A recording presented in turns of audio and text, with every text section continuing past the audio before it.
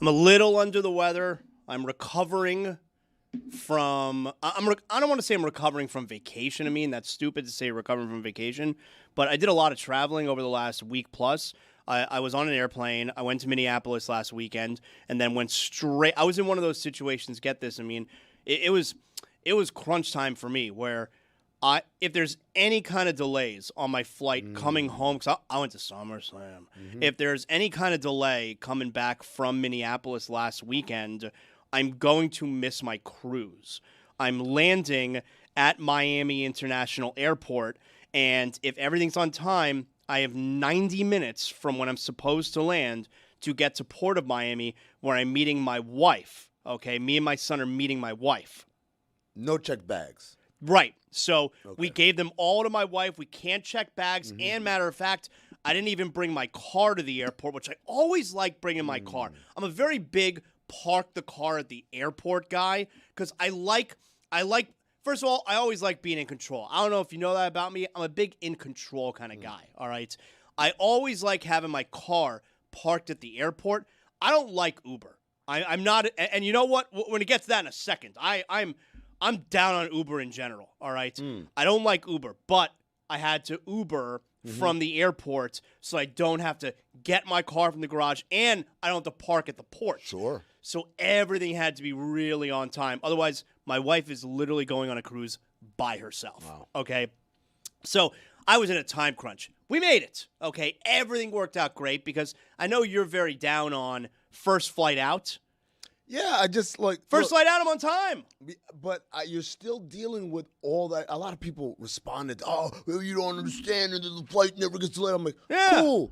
What about the 8 billion assholes I got to deal with just to get to my flight? That's what I'm talking about. I'm glad that you clarified your point. Your point was, no, I see what everybody else sees in the early flight and, you know, what it might do to your schedule. You can deal with delays, but your issue is the rookie travelers that are on that flight. Everywhere, and not just on the flight, in the airport, at the security, trying to get a bottle of water. Everything is just like, where do I go? I'm like, no, just get out of my way. Get out of my way. Let me do this. And so that's my thing. And by the way, like I said, that flight specifically, especially if you coming to or from Miami or Arizona, two warm climate places, a sea of wheelchairs.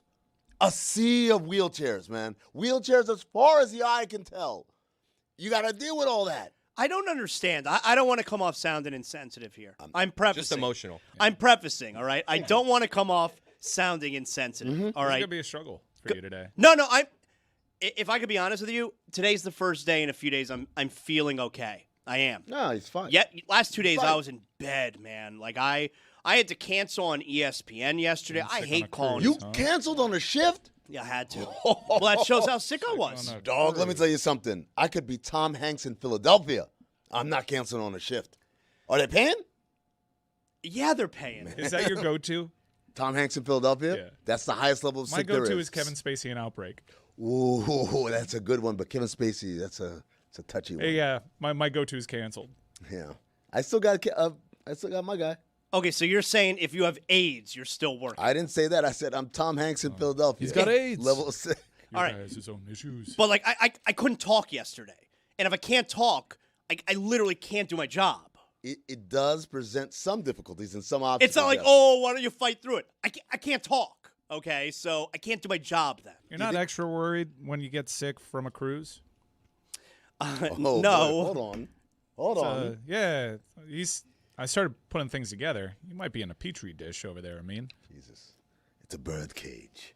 No, it was just a cold. All right, it was a bad cold. And then that was the point of the origin of the story was it's airplane to cruise for the whole week. And like I couldn't fight it off, all right? So I was really sick, but I had a really bad cold this weekend. This is the first day that I'm feeling okay. I'm just moving a little bit slow. So you may have to deal with me in that regard.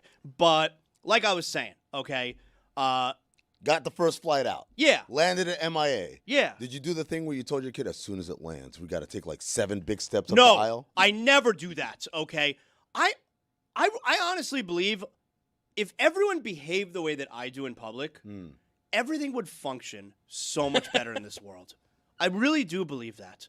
If everyone behaved the way I do, the world would be a better place. Now I'm imagining all of us wearing a wrestling T-shirt and a hat backwards. Just walking around and talking like this. I am a very courteous person.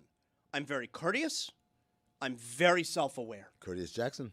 And I would never get up on the plane. And A, I would never stand up in the aisle. And B, we're going to move up a few rows? Yeah. What the F for? I don't know. What for? I see the other people do this. I don't do this, but... And there are people, and they're standing on top of me, and then it's like, you got your backpack in my face, and I will make the comments like, oh, yeah, this guy's... I make comments about, we live in a society. You do shtick? I do. I make comments about these people. I do.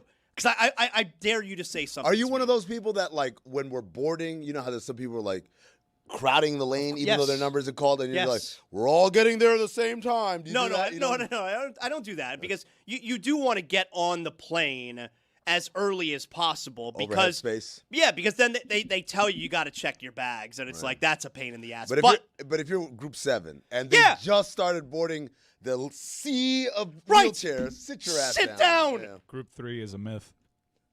No, there is no group 3. They jump right past it. They're like, whenever I have 4 and they get to 2, I'm like, all right, let's stand up. Yeah. There is no group. They 3. don't give a damn. They go right to 4. Yep. Zaz, you a clapper? No. Okay, just making sure. No, that's like, courteous. The pilot did his job. It's you literally his job. You don't think he likes a little pat on the back? You think he could hear me with that door shut? Yeah, man. No way. If everyone does it. If we have a rousing applause, the whole plane, come on, guys. No. He's like, wow, what's that noise?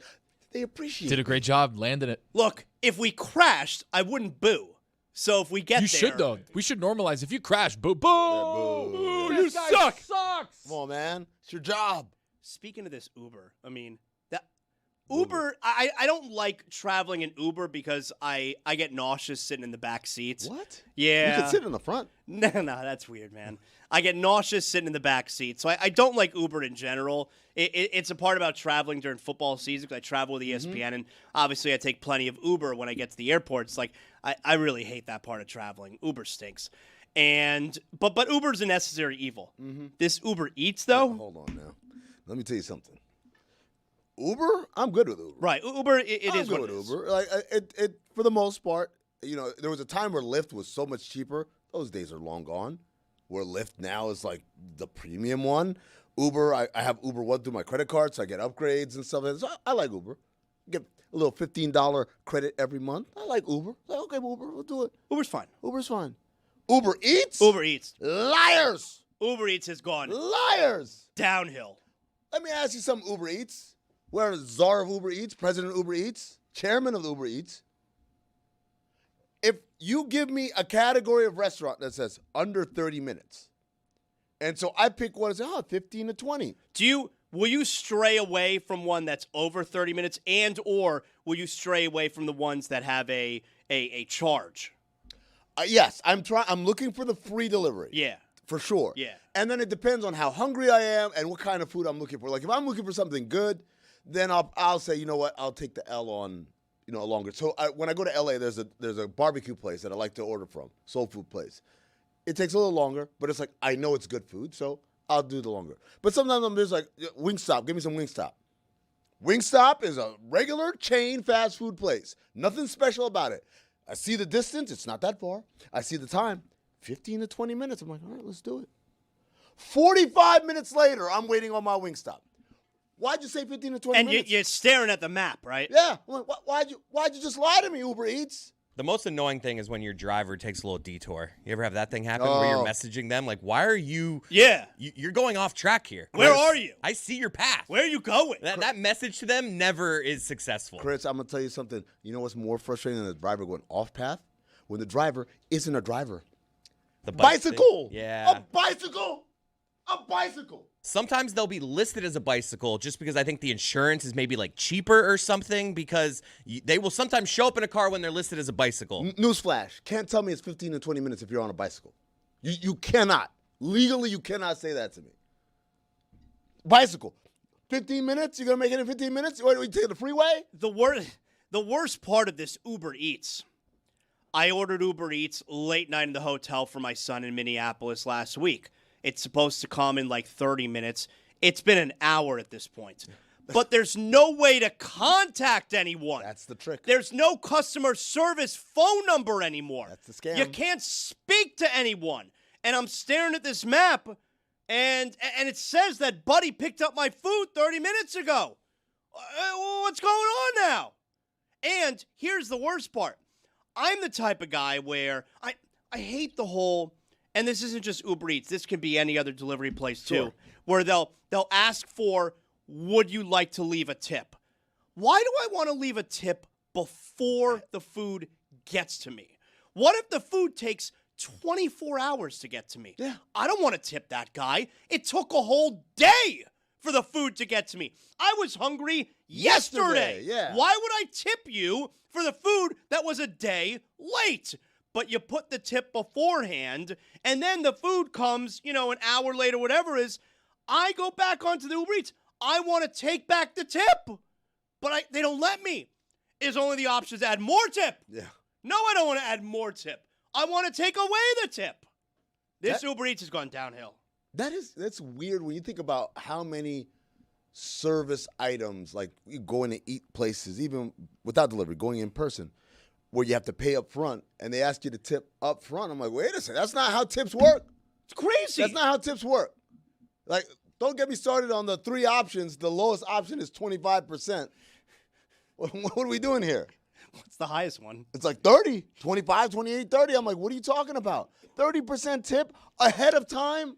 I'm just supposed to, or is it a bribe? Crazy. Are you just bribing me? I saw this video, and I might have fallen for the internet. If I have, I'm sorry. I'm getting older. But like many people, I want to believe that a guy goes to Shake Shack and uses doesn't even go through a cashier, uses the automated thing at Shake Shack.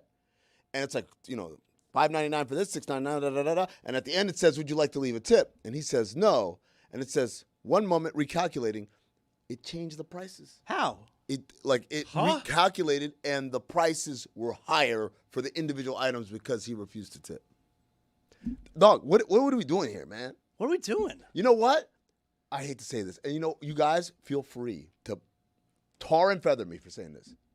I think Europe might have it right.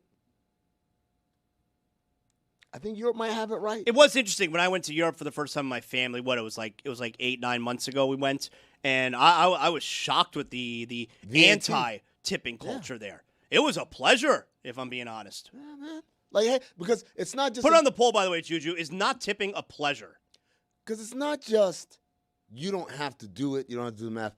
It's also there is no kind of like they're not expecting it. Exactly. So here, for instance, there's no awkwardness. Here in Miami, which is a great tourist spot, we got a lot of international travelers. As a result, a lot of the people probably get screwed here in the service industry, then, right? No, because it's automatic gratuity. A lot of places okay. down here, and that wouldn't happen in, let's say, Kansas City. They wouldn't have. I like automatic gratuity. I do too, but you know what they do?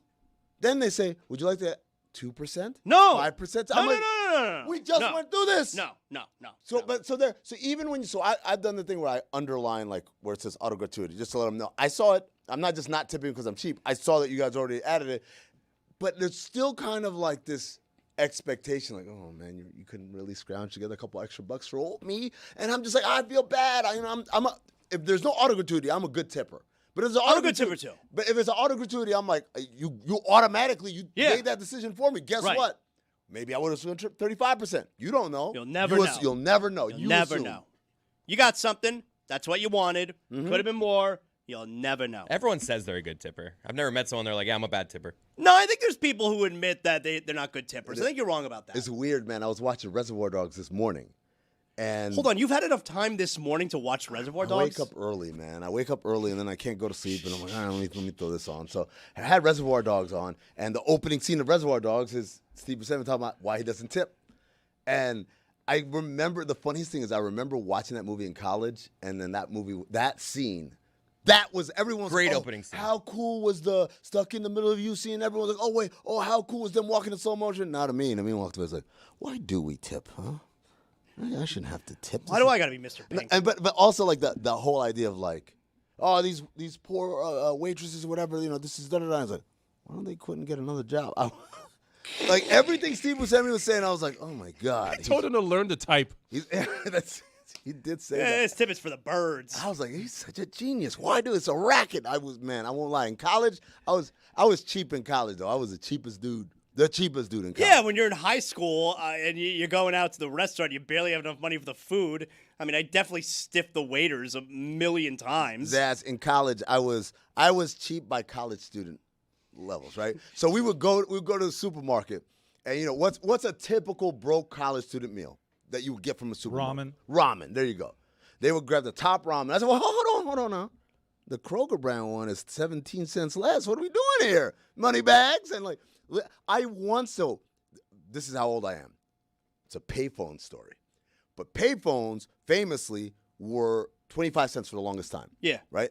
Then they jacked it up. Do you To remember what? this? No. 35 cents. Became 35 cents. So 25 cents was cool. I got a quarter. I popped the quarter. Yeah, I make everyone's the phone got a call. quarter. But it's like 35 cents. Now I got to search for extra change. So I swear to God, this is a true story. I had 50 cents. And so I got to make the call. And like, so make the call. I'm like, I'm not blowing. And they're not going to give me change. I have to find change for this quarter. I literally went vendor to vendor at the mall. Asking for change for a Change quarter? for a quarter. That's white tea. That's trash. I know. That's trash. I know, man. I was in Change for a college. quarter? I was in college. I got it, too. Same guy with a prepaid phone scam too. Oh, my You were God. hustling, bro. I was hustling, man. Prepaid phone scam. You know about those prepaid phone cards? No, I don't think Yeah, so. man. You get the phone card. It's prepaid or whatever, preloaded. But, like, I was in this kind of, like, I don't know, it was a pyramid scheme. So, like, I paid Ponzi for the scheme of some cards. sort. Yeah, I paid for the cards, and now I have to sell them. But they were more expensive than you get just going to the corner store. So Yeah. no one wanted to buy. So I had all these phone cards on me. So how'd you offload them? I didn't, man. I just had to. Well, I had a lot of long distance. Still got some? I had long distance calls I had to make, so I just used those. Oh man, what a time, college.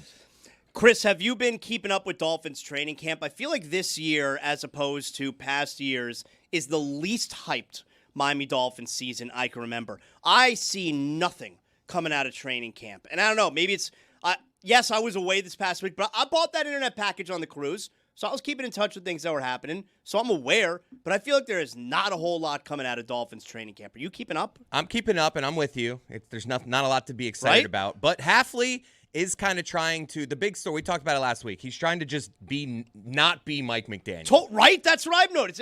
I don't know if it's on purpose. It sounds like the way you're setting it up there is you think he's purposely trying to do that. And by the way, I also think this is going on at the University of Florida, too, with Summerall not wanting to be Billy Napier. Like, he's the exact opposite. I'm tough. Oh, yeah, he's tough when Billy Napier was, like, very calm and relaxed. And Jeff Halfley is no nonsense, Mr. Business. We're not playing music at practice anymore. McDaniel used to have a guy with a jersey on. That's the guy picking the playlist. And Right. The guy in the orange jersey is the playlist picker for the day. Right, there's no bullshit like player of the day. You know, we're not doing 7-on-7 drills. He's trying to be opposite Mike McDaniel. So we have sound of Halfley at the end of a practice here, giving a little pep talk, but I want you to pay attention here. You know, at the end, they call on a player to break down the huddle. Yeah. Let's see, and notice what he calls this player. Let's see what he says here at the end. But we got to jumpstart fast. You guys all understand what I'm saying? That's a hell of a day. Like, hell of a day. Appreciate the work, how tough this team's becoming. Let's watch the film and be more detailed. Pat, Paul, you got him. That was a competitive day. We got better today. That's a win. And that's going to build for this season. We got a chance to do something special. Let's keep on building. Let's keep on attacking and competing each day. Let's go. Family on 3. 1, 2, 3. Family. Now, Pat Paul there got to break down the huddle and says that he's expecting something special this season. Okay. Pat Paul. That's his name, though, right? Pat Paul? Well, it's Patrick Paul. Patrick Paul, but Pat Paul. He's abbreviating it. Pat Paul. But I just call him Paul. Yeah. Oh, that's Paul. If I'm being honest, So what was his last name? I didn't hear the Pat the first time. Yeah. Yeah, I feel like you set it thought up he was- thinking he's just going to call him Paul. I thought he was setting up two different people. I thought it was Pat, Paul, break us down here. I would have thought it was him. Hey, someone Pat Paul, let him know he's got to come talk. Hey, Pat Paul. Pat Paul? Could you Pat Paul? Hey, Pat Paul. Hey, Pat Paul. Yeah. All right. We told you Tuesday you'll get a good Chris. Tuesday, Chris, you'll get a good Chris. He thought that he was asking Paul Yep. to break down the huddle. Yep. But he actually said his full name. Let's highlight, though, how he said they're expecting something special. But Chris tried That's to cover it up ridiculous. that he's calling him Pat instead of Patrick, which for tomorrow all he's we gonna know, be so everyone good. calls him that. He's going to be so good tomorrow. Tuesdays and Wednesdays are my days. Yeah. And then bowling happens, and he falls off. Yeah. He falls off all the way to Tuesday morning. Tuesday, you'll get a good Chris Cody. You're saying you can chart this? Yeah. Yeah. You can tell he had a weekend. All right. So Monday, a little slow out the blocks. Tuesday, prime Chris Cody. Wednesday, we're ramping up, but you better take advantage because then bowling happens. Pat Paul. That's odd. I mean, for all we know, everybody calls him that. That's his name. Did you do the bottom row bargain cereals in college? No, the ones that didn't come in boxes. I'm talking about the ones that you would put in a plastic bag. You know about those Happy-O's? Yeah, The Bobo cereals. Yeah. Colossal Crunch, not Captain. Cocoa Gnarlies. What was that? Chipmates, the cookies, Chipmates, and it had like a boat captain on it. Were you allowed to have any cereal you wanted growing up? No, my folks were strict. It was Corn Flakes, it was Rice Krispies, it was plain yellow box Cheerios. All the like sugary ones that was like crazy and stuff, like didn't have any of that. Did you get Wheaties? No, not really a Wheaties guy. None of us were. Remember the cultural cachet of being on a Wheaties box? That was such a big deal. That was the how do you know you've reached the pinnacle? Wheaties. I'm on the Wheaties Is there box. anything like that today? Ooh. Madden like cover? the- It was Madden cover? Madden, yeah. It was on the cover of video games. Yeah. That has cultural cachet. Yeah, Jeremy Cachet. Does it have cultural cachet? Because who was on the last one? Do you remember? It does. Like people get excited, especially for like the I college mean, I think the football game, gamers like- know Yeah. who was on the last one. It's cool as hell watching Malachi Tony throw up the U like on the cover of that on the Wemby- loading screen. Wemby's going to be on the cover of the next 2K, and that was I'm a not big gonna buy it. deal. Well, you could get the Caitlin Clark version. There's Okay, one with even Caitlin better. Clark's on that. We weren't allowed to have any cereals that had chocolate. No Cocoa Puffs, no Cocoa Krispies, no what was it? The Cookie Crisp? Yeah. No Don't count Cookie Crisp. chocolate? Nah, no Count None of that? Chocula. Nope. Couldn't have chocolate for breakfast. But like you could do Fruit Loops and blueberries Yep. and all sugar that. was okay. No chocolate. No chocolate. You know what's weird? I just thought about it. So my parents were very big on no sugars, like none of the sugared cereals. My kids get Cinnamon Toast Crunch all the time. I'm like, where was this when I was growing up? Yeah, man? we were big Cinnamon Toast Crunch house. It's a great cereal. Great cereal. I love. You know what I love doing? Mixing cereals. Are you coming up with the top Same. 5 cereals? No. Good. But I like mixing them. I like mixing cereals too. This You is like Would you petty. like mixing me to? cereals? Yeah. What'd you mix? Oh, it's a delight. Frosted Nah, Flakes, Fruit I don't Loops. like it. Good So combo. you would discover I like Lucky Charms with Cinnamon Toast Crunch. The goat is Golden Graham Cinnamon Toast Crunch for me.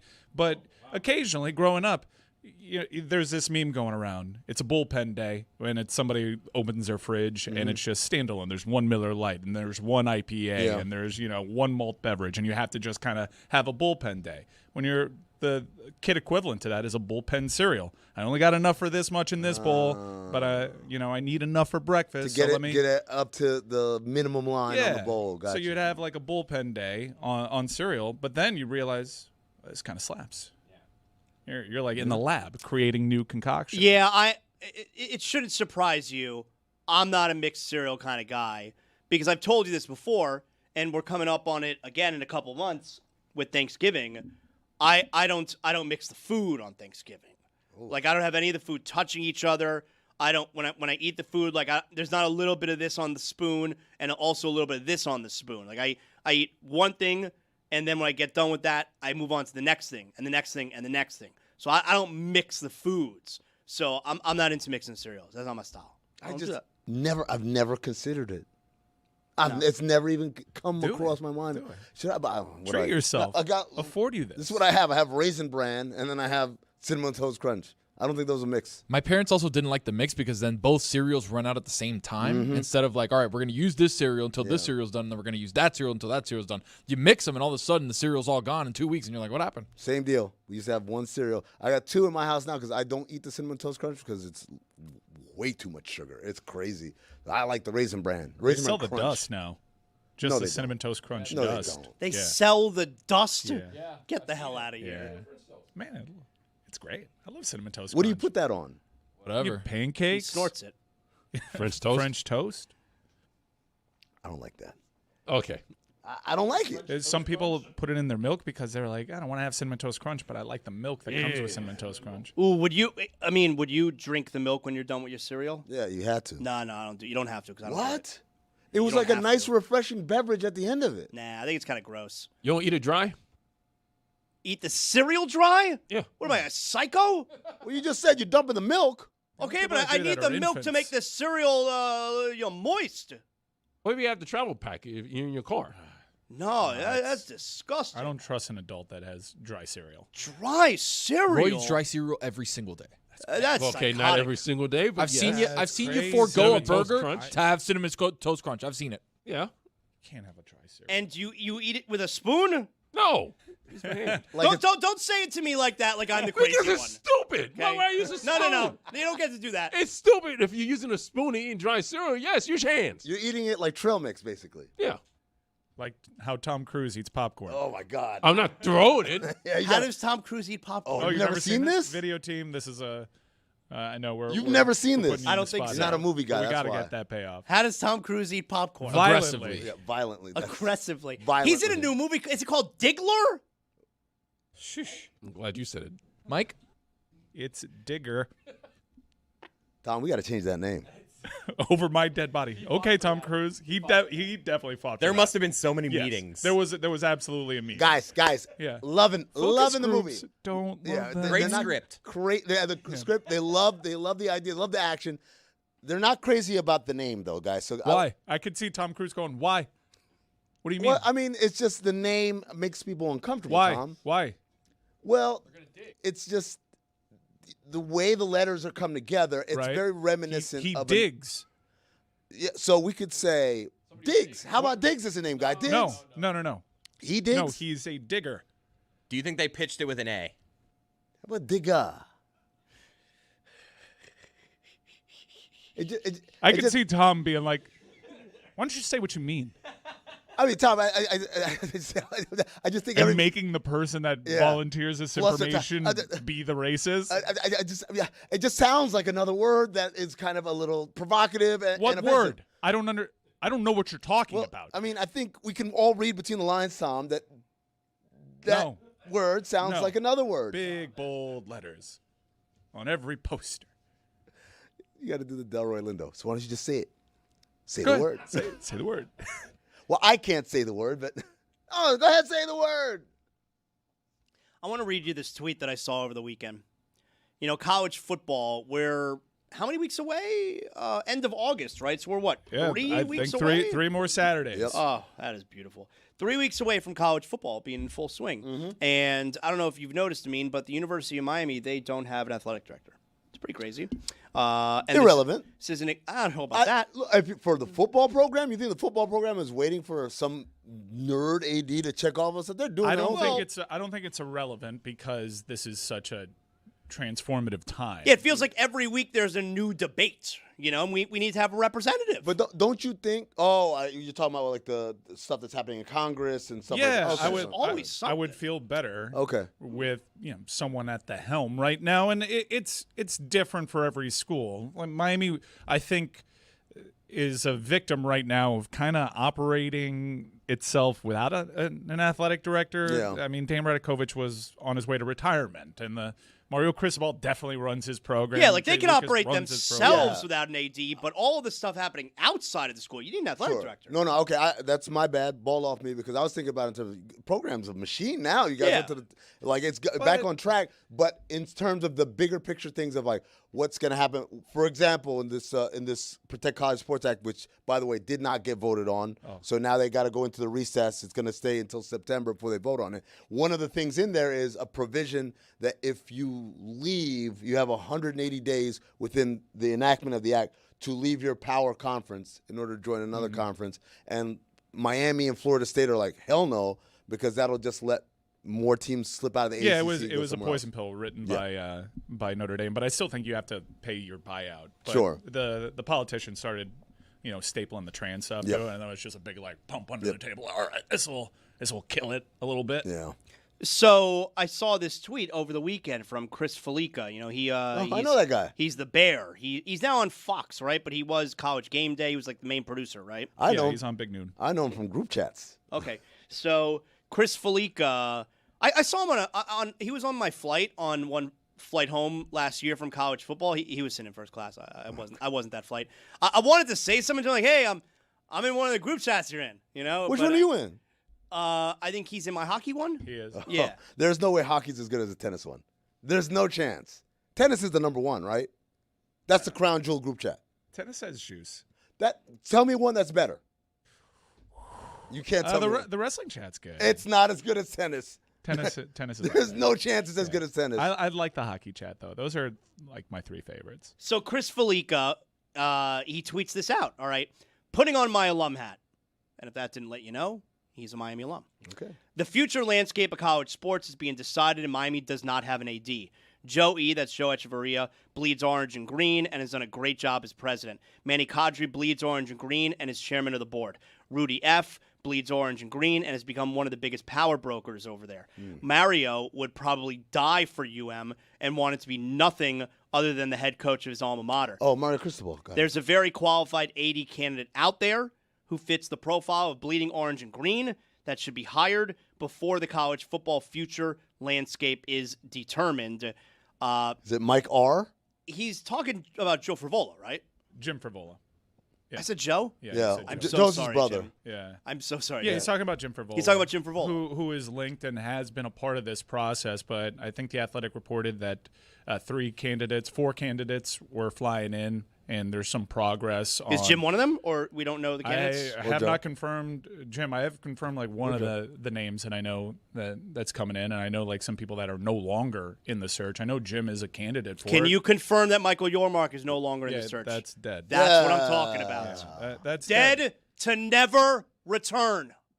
I think Chris brought up a lot of good points in that this thing got turned around because we got people in places, school president, VP, Manny Cadre, Mario Cristobal, that loved the program and know what the standard was beforehand. And I think that means a lot. And I think most Canes fans that know about Jim and what Joe has described feel like Jim should be the guy. Do you know why I called Jim Frivola there Joe Frivola? Because his brother Joe Frivola, man. No, because I mixed Crazy him, Joe Frivola. I mixed him up with Crazy Joe Davola. Oh, yeah. That's why. Dressed like a clown. I was thinking of Crazy Joe Davola. Waiting for Jerry outside. Yeah, outside the opera. Yeah. It's taking longer to do this than it is to elect a pope. This is not how searches should go. It's crazy. And every day you're picking up something new that you wish you had somebody in the room, especially given how Joe Echeverria, an actual Joe, has described what he wants out of the AD, a deal maker, someone that can bring in revenue. Well, college football is starting in 3 weeks. We've already like shrunk that ramp that this person can come in and kick ass. And you have things like your ACC commissioner saying, I've talked to all the athletic directors, and we all agree there should be an expanded playoff. When Mario Cristobal is speaking just a day earlier saying, no, I like the playoff as it is. So who's this AD that the commissioner is speaking for? There's got to be an acting AD, right? There's no acting person? The people that are acting as a collective. Is it the president? The school president, Rudy Fernandez. and Rudy Fernandez from the Blazers? No, not that Rudy Fernandez. I thought that would Rudy be cool. Fernandez, I believe, from the Bush administration. Oh. Okay. It would be embarrassing to still not have an AD if the athletics program seemingly was not in the best shape it's been in I don't know, like my lifetime. You know, like it's in a Yeah. I don't mean the football. I mean overall the athletics program. So this is where they kind of lose me. I get the bravado. I get the confidence. Look, we've been making these great hires, but every single one of these hires has been a sloppy process. Remember when we hired Mario Cristobal, that was a layup, right? He wanted to be here. Perfect guy, right time. Remember the national storyline around that? It's like, how could you do this to Manny Diaz? We got him sitting in the Zaz chair, just watching all this stuff go down. How do you, That's right. We've made him a victim. Even the Jay Lucas stuff, that got messy with his situation at Duke. The JD hire wasn't great. The women's college basketball hire was bad. We lost a lot of time there. We lost a lot of recruits. So their process isn't great. And I think there is an arrogance on this search thinking like, we got it. We run this thing. We don't need an AD because look what we had before. That's an arrogance that shouldn't apply because you were literally about to make the worst hire ever.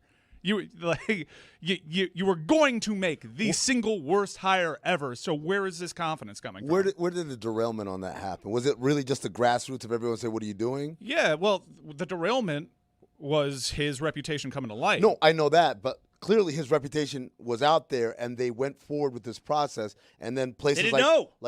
No, they didn't. They were warned. I certainly warned them Yeah. that you're going to have a really toxic reaction. But then to once it this. got out, it was exactly that toxic reaction. And Yeah, they clearly underestimated that. They clearly did. Thank God. I mean, thank God it got out. Yeah, I mean, I don't know if you've been following like the you, Vinicius thing. I don't know if you've been following the Vinicius thing. I know Vinicius from Brazil. Yeah. He had like a whole flirtation with Arsenal, Yep. and he ended up renegotiating with Real Madrid. Which, if you follow soccer enough, that seemed like the logical endpoint. But the entire time, you had Arsenal fans being gassed up by Michael Yormark posts because Michael Yormark was taking the opportunity to make it about himself because he's his rep from Rock Nation. And so, like, you watch that all play out, and you're like, God, this is a reason exactly why he would have been a terrible fit. Oh, my here. God. Mario would have hated him. I thought they were just excited because, like, hey, this could happen. This asshole was doing it the whole time.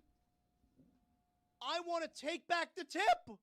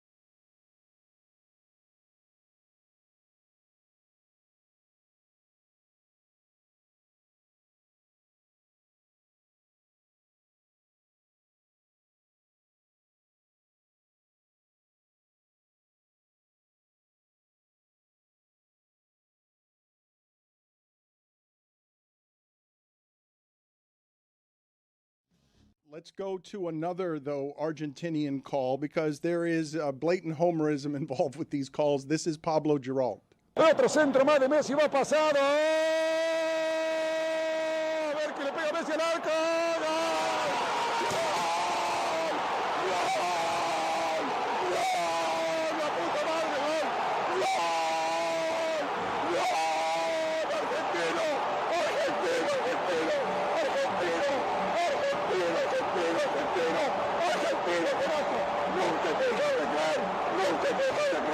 ¡Vamos Argentina, carajo! ¡Vamos Argentina, carajo! ¡2-2! ¡Aquí está el campeón del mundo! ¡Aquí está el campeón del mundo! ¡Vamos Argentina de mi vida! ¡Nunca quedarse por vencido! ¡2-2! ¡Vamos Leo de mi vida! ¡Vamos leyenda! ¡Leo de mi vida y mi corazón! ¡Vamos leyenda! ¡Vamos Leo viejo nomás! ¡Vamos Leo viejo nomás! ¡2-2 Juan Pablo! ¡Esto no ha terminado! ¡No termina hasta que suene la campana, compañero! ¡2-2! So some of you might want a translation, and I'm pretty sure I heard in there your mother's a slut. I think I heard MFer there. Amongst others. But did he actually say puta madre? Did I hear that? I thought I heard that, which I can't believe. We might need a replay on it just to get ears on it again. Well, Tony, I'm going to need your help here. You translate as much as you can. Let's get all the Spanish we got in the room because it happens very fast here. But I heard your mother's a slut in the middle of that, and that seems like not what Al Michaels would have done during a historic 1980s call for the U.S. Olympic team. Do you believe in miracles, motherfucker? Do you believe in miracles? Puta madre. Let me see if I've got this right. Let's write as much of this down as we can. Otro centro más de Messi va pasado. A ver que le pega Messi al arco.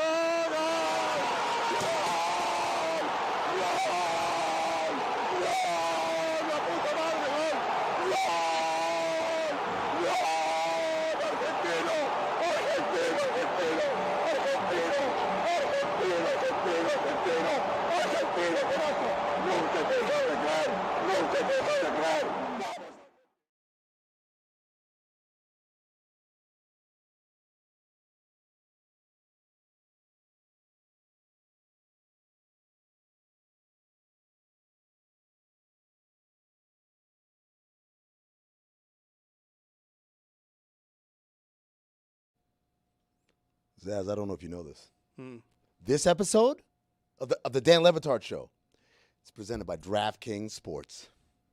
DraftKings, guys, the crown is yours. Tony, it is your time to shine. NFL preseason in full swing this week. All the teams are going to be in action. We had the Hall of Fame game. Oh, you see my boy Haynes King? No, because I'm not Winner. watching Hall of Fame games, but I know Winner. it happened, all right? We had the Hall of Fame game this past weekend. He wasted no time winning a game in the clutch and then officially being week to week. Perpetually week to week. Panthers signed Haynes another game. quarterback to fill him in. Oh, you know what? When you lay it all out on the line, sometimes That's right. see, In the you Hall of risk- Fame game? In Canton. He doesn't know any other switch, Tony. Some of these guys taking it easy, like, oh, it's the Hall of Fame game. I'd Not like Haynes to have King. a beer with that guy, maybe two. That's my coach. Tony, it is your time to shine. Top 5 NFL storylines in week 1 preseason. Come on now.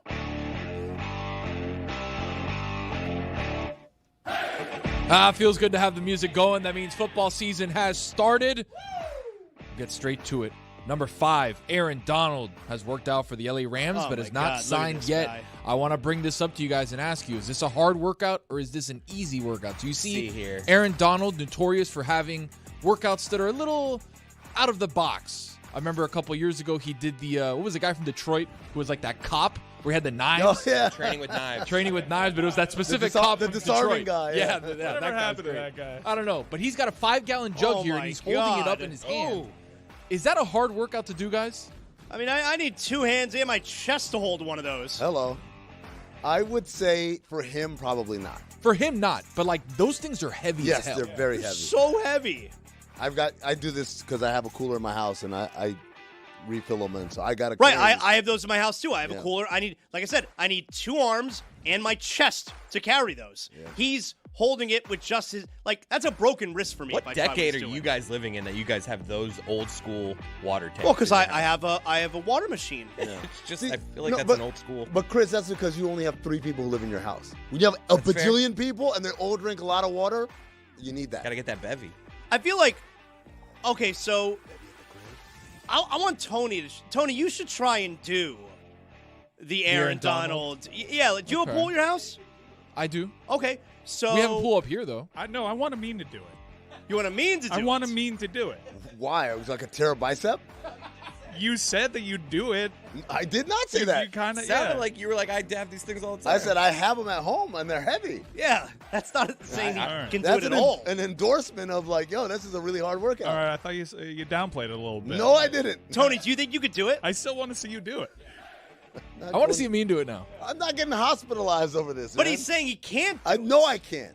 I gotta waddle when I pick it up.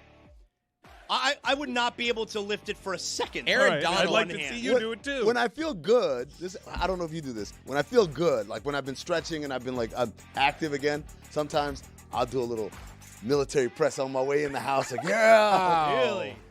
But it's with like, a huge jug. yeah. Tony, can we get you to try it at some point this week? We could try it this We week. get you to try it.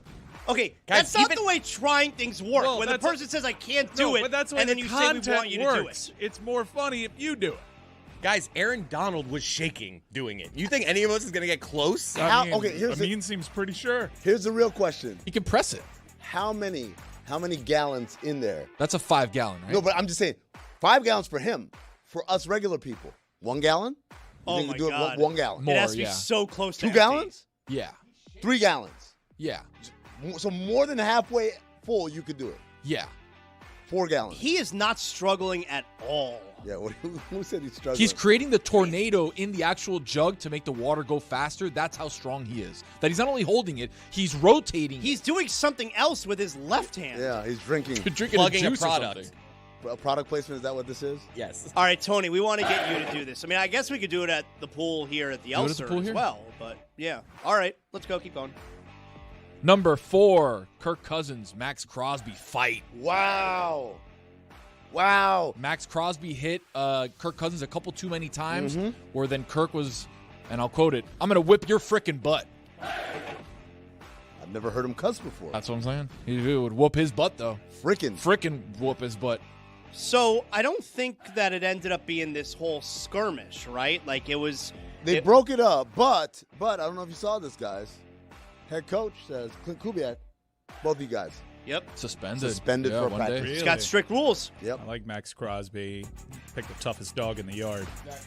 Freaking whip your butt. Well, here's the thing, though. You don't think it's odd that, and I understand it's Max Crosby, but a defensive player is stepping to the quarterback, and like the rest of the offense isn't jumping that guy? But it's Max Crosby, though. I understand. I said that. But still, that's the quarterback, presumably the starting quarterback, and just a defensive player is allowed to step to him? Did someone check on Fernando Mendoza? Because I could imagine see him. he was horrified. He was hiding behind Clint Kubiak. Heavens to Betsy! Remember when Max Crosby was a Raven? We never got to the bottom of that. We never got to the Sure bottom. we did. Sure we did. Why? Because they Failed the didn't. physical. Right. But Why? Because they did not like the public reaction, realize, oh, this is not a good trade for us. Let's fail him. That's not the bottom of that. That is the bottom of it. I think there's more. It was essentially, like, it was they did takebacks. It's just really weird that he ended up back with Vegas. Right. You would have thought Vegas would say, hey, all right, so let's find another Yeah, trade. he's already emotionally prepared to move on from the franchise. And all right, I was moving either way, so what do we got? Yeah, same area. I'd go to Washington, but he's back with the Raiders. What's the line on the Raiders this year? Do you know? The market price on how the Yeah. how Over under came in wins? Good. Yeah. Wins, I'd probably say 4.5. Let me check it out. I'll say 5.5. You know what? 4.5 or 5.5. I'm taking the over. Wow. Good division, though. I know. I think something's changing in Las Vegas. I'm saying it right here. I don't think shit's changed. From the man who predicted Geno Smith the season before he did the Geno Smith. Where is stuff. Geno Smith right now? Do you know? Jets? Yeah. Back where he belongs, man. Come boy. on. Where he belongs. Yeah, I'm coming home. We can't do that anymore, right? We can't do that song anymore. I'm coming home. Why not? Well, the guy's in jail. And unlike R. Kelly, that guy does not have the whole, hey, when you play my music, it goes to the victims. Oh, He's gotcha. getting all the money on that, so the problematic playlist lives on. I don't have a win total yet on the DraftKings sports app down here in Florida, but I do have a prop for them to have the worst record in the NFL. Interesting. The market price is plus 733 there. For yes? The leading contender to have the worst record, according to the market prices here, is the Arizona Cardinals. Yeah. Difficult division. Not the Dolphins. Dolphins plus 270. They're the second lowest odds. Ooh, that'd be a great three-leg parlay. For all of them to finish? like tied? You understand how this works. No, if they all have the Make worst a combo. record.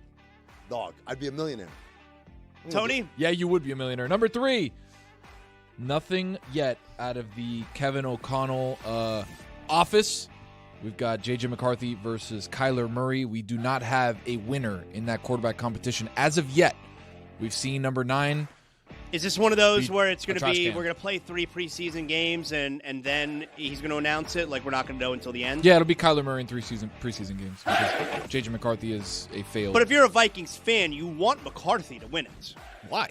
Well, because you already know what Kyler Murray is. You're hoping you don't Yeah, already but you knew know what Sam McCarthy Darnold is. was, and then all of a sudden Sam Darnold turned into a Super Bowl winning quarterback when you let him go because you had J.J. McCarthy. Now you have J.J. McCarthy. You know what he is. He's garbage. Well, but McCarthy essentially won that quarterback battle because they drafted him. Like, there was no thought that that was not a QB competition, is what I'm saying. Agreed. Yeah. So it's not like, hey, I hope this guy wins or I hope this.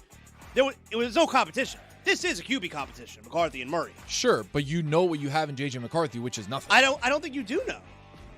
He's been in the league for 1+ years. But you also don't know what you have in Kyler Murray. I think you do. I think No, you don't. Call of Because Duty. you have the recent data point of, well, Sam Darnold. People thought that they knew what we had in him, and we have the sprinkled the magic KOC juice. And What- then he what- won the Super Bowl. Was Sam Darnold on that Call of Duty? No, it wasn't. That's my thing with Kyler Murray. When they have to write into your contract, yo, you got to lay off the Call of Duty. We've seen Kyler Murray be good, lead a team to the playoffs, I s- and so if he's flashed that, you assume like, I want to see what this guy does with our head coach. I've also seen this guy lose a job to Jacoby Brissett, Also true. America's backup quarterback. Who's losing his job to Carson Yeah, Beck. to Carson by the way. Beck, yeah. Anyways, number 2. Washington Commanders left tackle Laramie Tunsil suffered a torn triceps at practice this past week. He's going to be out for a huge portion of the season. Whoa. He's going to have surgery to repair that torn tricep. Not good for Jaden Daniels. Did you guys see how he got hurt? A one-on-one drill with the linebacker. No, it was holding a water gallon thing upside down and just trying to have a drink of. Seem to think that you can do it. You don't want to have a torn tricep? My thing would explode, dude. When's Brandon Ayuk signing? With He's going to who? play with the Commanders, right? Yeah. Soon. I'll have that hopefully next week for the. Tell you, I week went to that 2. Northwest Stadium 2 seasons ago where the Commanders play. What a dump. And the idea of Laramie Tunsil in his locker room be like, oh, that video, I could do that. Give me one of those things. He tears his tricep. Tears it. Guys, you can't let them know. Say it was a one-on-one drill. And number 1. This is bad news for people over in the Bay Area. In San Francisco, at least 20 players, more than 20% of their 90-man roster, were sidelined with injuries from practice, with various soreness, with physical restrictions. 20% of the roster for the 49ers is injured. And their head coach. Are we doing that thing again? And their head coach. Are we skeptical that this has something to do with It where has they're to. located? It has what, to. what do you mean? Skeptical at this point. It's like that's the reason. They've been hurt ever since they've been practicing there, and the videos from practice are wild. Like, they're practicing in this substation. Yeah. It's crazy how close that thing is. Like, there's the picture on the screen if you're watching on YouTube. It's literally across Bill Walsh Way. Mm-hmm. I would not want to walk next to that thing. I saw a video of a guy get electrocuted just in the middle of practice. Exactly right. Third down. So they're all just turned into like mutants? They're going to be like X-Men? Oh, No, my but God. the opposite way. Like mutants, you can't stop them. Not metahumans, beta humans. Yeah, Oh, worse. Boy. 20% of the roster before we've even played a preseason game is injured. All right. Not good. Good top 5 there, Tony. So over the weekend, I guess it was a scrimmage, right? It wasn't a preseason game. Mm-hmm. It was in a scrimmage. You had, I guess, like a soft opening. The opening of the new stadium in Buffalo, Highmark Stadium. That's the new stadium there in Buffalo, which they've been hyping up for several years now. And it opened up this weekend. And I don't know if you guys saw a lot of complaints. A lot of complaints. If you're watching on YouTube, you can see these are photos from over the weekend, obstructed views, where fans are in their seats and they're taking photos. And most of these are season ticket holders. I mean, they're probably the type of team, Buffalo, that has a wait list for season tickets. The ones that are most egregious to me are the ones with the rails in front of their seats. You mean the ones where the person taking it takes a photo from an angle that no human would actually watch a game from? Okay, no. All right, Can we so put hold up on the a second. first one? Let's put up the first one we did again and pause it. No, because Mike brings up a good point, okay? Like this first one here, right there. Yes, that's I want just that a one. normal railing. That's a normal. That's a seat, and that is a railing that's right in front of you. It's a That's railing to protect you from falling off. Yeah, like what do they want? Get this railing out of the way, dude. It's second down and 9. Can you believe that? you think there's seats like that at Hard Rock Stadium? Because there aren't. No. Look, it's a bad look. There are seats at Hard Rock Stadium where if you're sitting back at your seat, you might be obstructed, but if you lean forward, you can see over it. Yeah. Now this one here, This is bad. where there's like the Videotron. This is where some of this stuff over the weekend on Twitter. I'm going to take a guess and say that some of this stuff is a little bit deceiving. I would strongly believe that position right there, if it's even a seat, that position right there is not a for sale seat. I have a hard, I feel like someone went up to the top of the row and it's like, let me take a picture here because it's going to look bad. I doubt that seat is actually for sale. But then like this one here, where This one's a seat. you're 50-yard line, first row in the upper deck, that's horrific. That's an actual seat. horrific. You can tell it's an actual seat because bad. the staircase is in front of Yeah. it.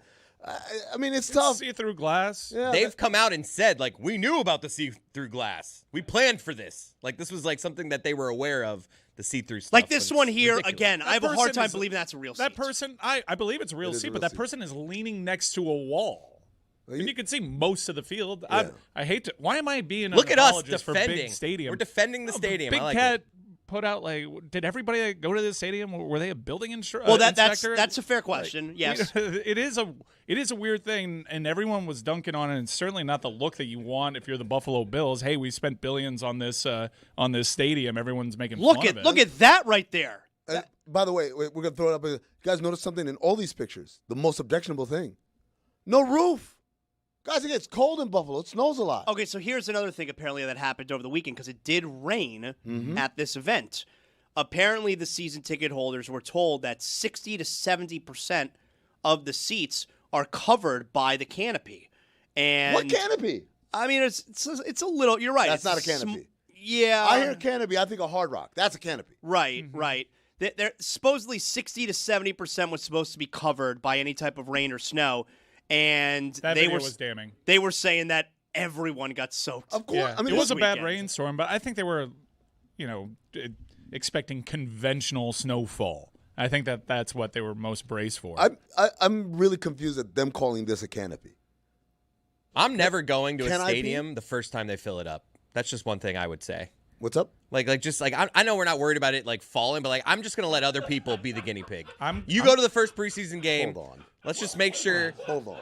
I'm actually going to. you can't test 70,000 people. I'm going to the first regular season game. All There. right, but at least then you would have known they've had a couple. Thursday Are you being night, serious? Yeah, Thursday night football. Lions at Bills. I wanted to. Go Are to you that asking game. him if he's serious or asking Chris if he's serious? No, I'm not even listening to Chris. Why would you go to that? It's a great game. Okay, but there are great games every week. You're just going to all great games this year? I really like going to Buffalo for a game. I'm not bound to a team, and I wanted to be in Buffalo for the You opening. wanted to be in Yeah. Buffalo. That was a sentence? Yeah, I wanted to be with Bernie Palmerly. I'm going with a friend that's a Bills fan, and we're gonna go watch the Bills play the Lions. Couple of things. Number one, first time meeting Mike. This guy flies all over the country. The only person who hasn't beat in the world is Master. Master Tefation is the only human being who goes to more random sporting events than Michael Ryan, right? That's number one. But number two, if you're going to go see the Buffalo Bills play in Buffalo in this brand new stadium, you do it the first regular season game, my friend, because the weather hasn't turned to absolute shit. And as we can tell from these pictures, there's no canopy. There is no canopy. Well, there shouldn't be a canopy. There needs to be a canopy. Nah, you need the elements in Buffalo. You don't need it. That's part of their shtick, man. You don't need it in the stands. I gave up. I capitulated on the field. You guys want to play in the snow? Play in the snow. Why I gotta be there? Oh, and then the worst. Aren't they? I'm shocked by these railings and staircases in front of actual seats. You shocked about safety? Is that what you're shocked about? Wait, why do you keep bringing up safety? I've been to Hard Rock Stadium 1,000,000 times. Never have I been obstructed by a staircase. You sat in all the seats?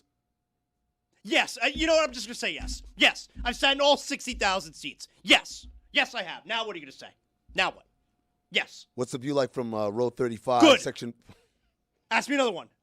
How about section 512, row 7? There is Good. no 512. Aha! Yeah, that's. He's lying. I feel like I could go to Hard Rock and like find ways You to take absolutely- pictures that look 100%. like. Every stadium, every arena in America. And now it's become a meme, that's the bad news for Buffalo. Some of these things were really bad looks, and now everyone's going to be going to your stadium to try to make fun of it because it's in the algo now. It's the Eddie Murphy bit, or he gets in a fight in the club and then he goes to court and everyone's like, yes, I was there and a piece of light hit my eye and it confused me and now I need $12 million for my eye, for my strained eyeball. It's just like people lining up to be part of the teardown committee. You know what, Buffalo? Your stadium's great. I love it. You know what, Mike? When is that first game? September 18th. I'm there, just to prove the point. And I'm going to find one of these seats. You know what I'm going to do? I'm going to take a picture from that seat and say, you know what? Not so bad.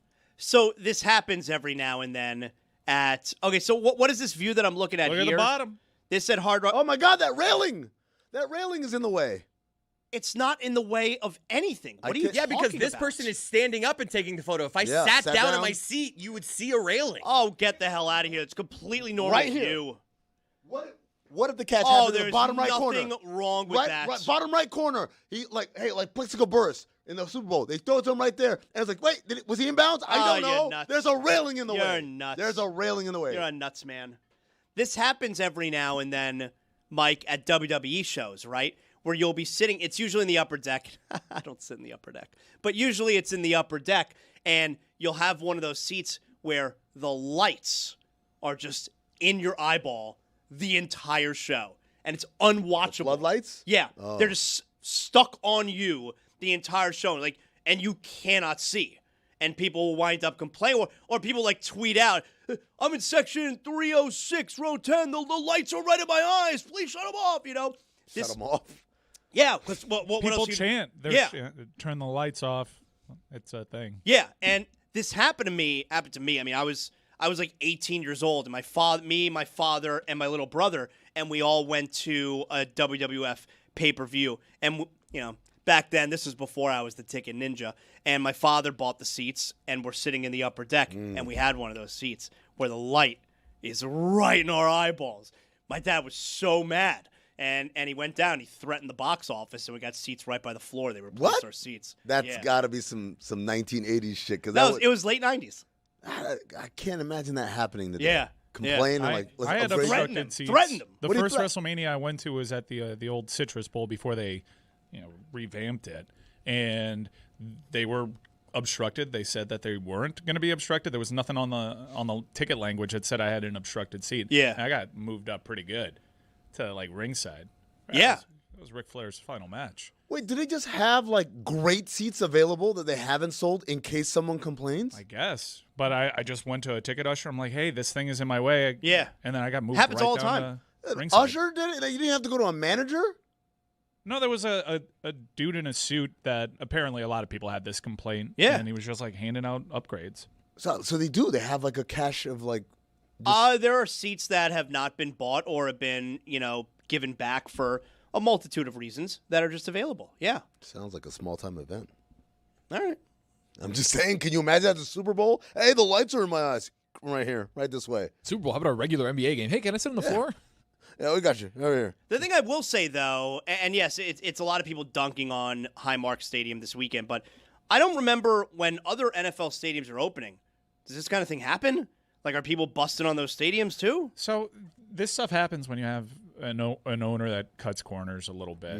Because I've been to the new Raiders Stadium, and the new Raiders Stadium, it's just new. Like, there's no frills. You don't like it? I love it. Dude, the in best. terms of, like, luxuries for just going to a game, it's not anything special. I'll say this right now. The best stadium or arena pizza I've ever had in my life. It tasted like an actual pizza. You go to most games, no matter how nice and new the stadium is, the pizza's always the same thing. It's this cardboard. So bad. Yeah, it was amazing. And it wasn't like a gourmet pizza place. It was just like the regular stadium pizza. It was amazing. I got on the upper deck. I was like, you got to be kidding me. It's amazing. Yeah, but like the concourse there isn't great. Like it's just, poured concrete, very little. It looks nice from the outside, Very but on the inside they futuristic, cut man. corners. And I think this is what happened. Like these people that make these stadiums, they know what they're doing. You And I think- ever done the club seats at Allegiant? Yeah, I went there for a WrestleMania. What'd you think? What'd you think about the club seats? No, you don't like. They don't have that area. I don't know. It's just all right. I went for a football game. Well, so as they you had the mentioned, whole. I'm well traveled when it comes to these rando sporting events. What's so I've been in a lot of these stadiums. What's the greatest bell or whistle you've seen at a stadium? The Chick-fil-A inside of Mercedes-Benz Stadium. That's It was awesome. That was just called Chicken Place during during the World Cup. It was just Chicken Place. they couldn't say that it was Chick-fil-A because of sponsorship, so you couldn't get any of the sauces because they couldn't do they couldn't scratch out the logos there. But hey, I've never seen a Chick-fil-A that's been called Chicken Place. Chicken Palais. They had to solicit people like, hey, we have chicken here, real good chicken. Not on Sundays though. Chris, you've never been to a stadium or an arena the day it opened? I have never been the guinea pig for an arena or a stadium. I remember when it was American Airlines Arena, of course, Kaseya Center. I was there the very first game. Not the first event, because you remember what the first event was? Always a concert. It was Gloria Always a Estefan. concert. Gloria Always a Estefan. concert. I'd go Yes. then because that at least it's been. Amarant, didn't Celine Dion have a banner because she was the first show? Oh, maybe. I love the idea of Chris being like, so how did opening night go? Like 12 people died. It's still up. It collapsed the But entire thing. But I I went mean, the guys, first. I mean, that's a lot of weight. 60,000 people. I How went can you really the first test that? game though at American Airlines Arena. Okay. Yeah. John Amici scored the first points, I believe. Did he? It was against the Magic. It was That's against true. the Magic. Yep. Yeah, the Heat won that game in overtime. Fun game. Yeah. Back then, 400 level, general admission. No way. Oh yeah, Just sit wherever? wherever. So we would get there. Me, my dad, and my brother. We'd get there 90 minutes before when the gates open, and we run to Yes. sit first row in the 400 level. The entire upper deck? No, 400. Where's the 400? 400's behind the goals. Ah, got you. Yeah. Oh, you know what this is? I remember this now. This was And the tickets are like $10, by the way. Yes, the arena opened 2000. Yeah. That was Mid-season. It was always weird when a new building opens mid-season. It was after the lockout. And after the lockout, because the NBA had such a PR problem, like, oh, these billionaires and millionaires fighting over money, every arena had to have a section of $10 seats. Oh, is that right? Behind the baskets, upper Yeah, deck. all the seats were $10 general admission. I didn't know the general admission part, but I know the $10 part. So that's why. Got it. Okay. We used to sit front row at general admission for so many games. We loved it. Awesome.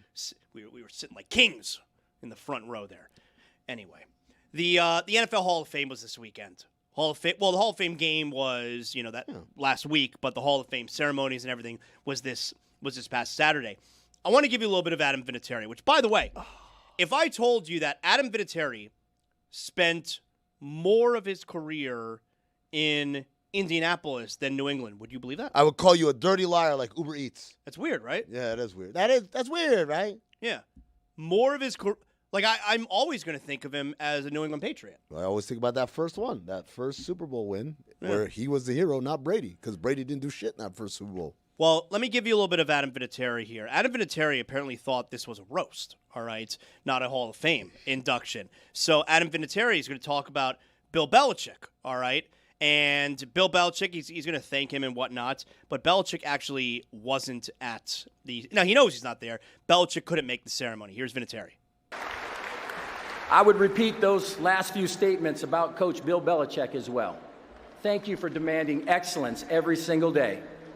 Your preparation, discipline, and attention to detail shaped far more than my football career. Unfortunately, Bill couldn't make it here today. There's a lot going on at UNC right now. He may be on a recruiting trip right now looking for the next Lawrence Taylor. I thought it was because training camp had already started, but in truth, it's because he's judging his girlfriend's cheerleading competition. This guy. Tough spot for Warren Sapp, just chewing with his mouth open right behind Lawrence Taylor there. That's a bad look. The shrug. I like the shrug. Like, what do you want from me? I mean, he thinks it's a roast. Yeah, well, that wasn't the only roast he did, right? He also said something. And by the way, like I don't like Belichick. I'm obviously okay with the UNC situation blowing up in his face. I think there's a world. His son, who's a defensive coordinator, Steve Belichick, I don't want to make jokes because we don't know what it's actually for. He's apparently on medical leave. We already Zaz. What? Zaz like, I don't want to make jokes. Yeah. He's on medical leave, man. It doesn't matter what he's on medical leave for.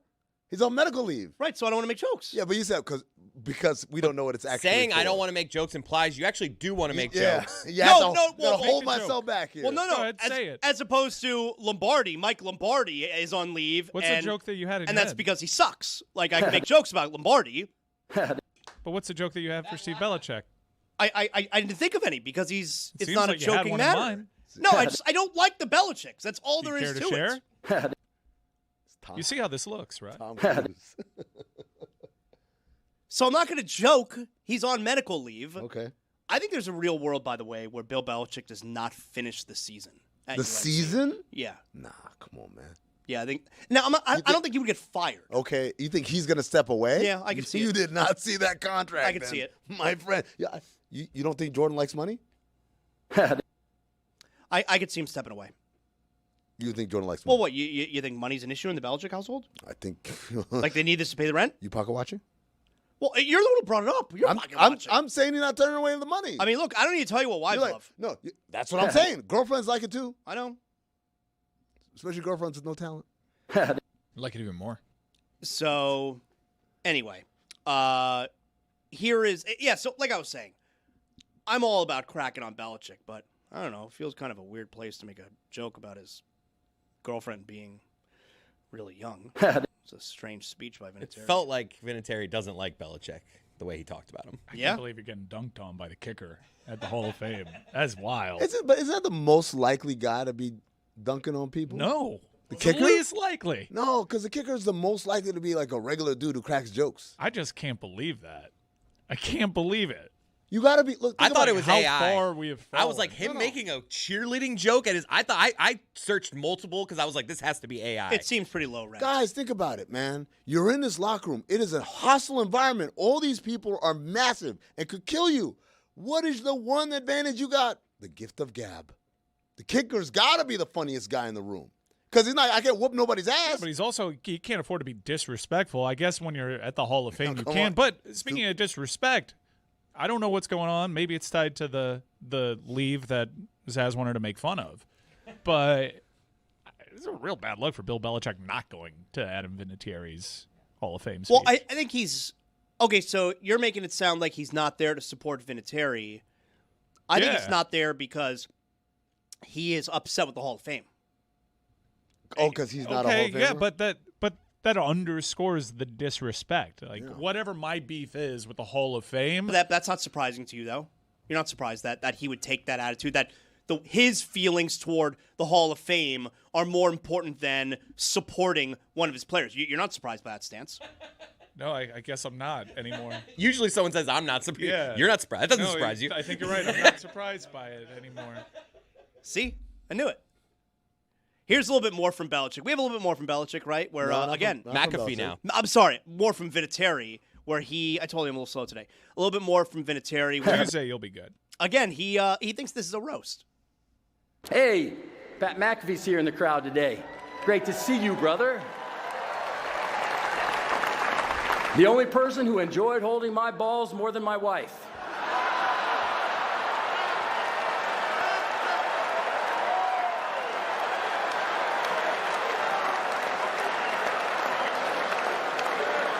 She held for me in the offseason when everyone else was gone.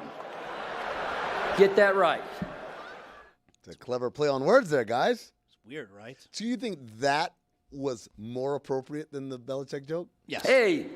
Way more appropriate. Yes, because at least McAfee is there. That's clearly playful and that's not a dig at McAfee at all. So was the other one was a joke too? Nah, Everyone UNC is taking is dealing with its own problems right now. That's Taking not a a joke. shot at his girlfriend? Hey. He just said his wife was handling his balls in the offseason. Hey. That's a great sound. Well, let me ask you this. If Belichick were there, do you think he would have laughed at either one of those jokes? No, because he doesn't have a sense of humor. Okay. Hey. Well, I don't think that's he not an makes. answer. He does not make the cheerleading joke with Belichick. He absolutely makes a joke. You guys don't understand this. Oh, I think he would have made the joke. He still. absolutely. You think Adam Vinatieri is like this shy guy? That dude's cracking jokes left and right, man. You hear what he said about Peyton Manning? No. He said he's watching the thing on his forehead. Juju, can you put it on the poll, please? Is Adam Vinatieri a shy guy? Not at all, man. These kickers, man, think of a kicker. All of them are like these eccentric people. Grammatica, Sebastian Janikowski. You feel like Bill Grammatica was cracking jokes in that locker room? I don't think he was quiet. What about Martine? Oh, definitely Martine was. What, you think Martine was the funnier one? Absolutely, Martine was the funnier one. Martine came first. Martine was the older brother, right? I'm telling you, like, and Bill always existed in his shadow. It's like, oh, I'll show you. And you can't, man. Everyone's like, oh, man, I love And then your there's brother. the son who also hurt himself celebrating. No right? way. Yeah. Yeah, this happened like last year. No. Yes. No, you guys are making that up. No. He There- absolutely did. There's another Grammatica, and he got At USF. hurt. Oh, you're not surprised by that. There's another You're Grammatica? not, look at me. You're not surprised by that. You know what? I'm not surprised anymore. It See? does work. See, he was right. Put together a top 5 list of best stadiums that I've been to. Oh, I thought it was going to be the top 5. You're not surprised. No. All right. But this list will not surprise you. Okay. All right. OLI, the Etihad. Hey. OLI, Camden Yards. Hey. OLI, Wembley. Hey. After they After they upgraded fixed it, yeah. OLI, Oracle Park. Hey. Great. That's a great ballpark. Yeah, it's fantastic. Where is that? That's where the San Giants Francisco. played. Yeah. Not a bad seat in the house. I actually tried to go sit in every seat in that stadium. Couldn't find it. Couldn't find the It bad took seat. me some time when I did it at Hard Rock. Premium. I did it. Premium concessions. OLI, Petco. Hey. Really? Great No. ballpark. Fantastic ballpark and great for the family, too. Yeah, because it's old. No, Petco's not that old. San Diego? Yeah, it's not that old. No, Turn of the century building. That's old, man.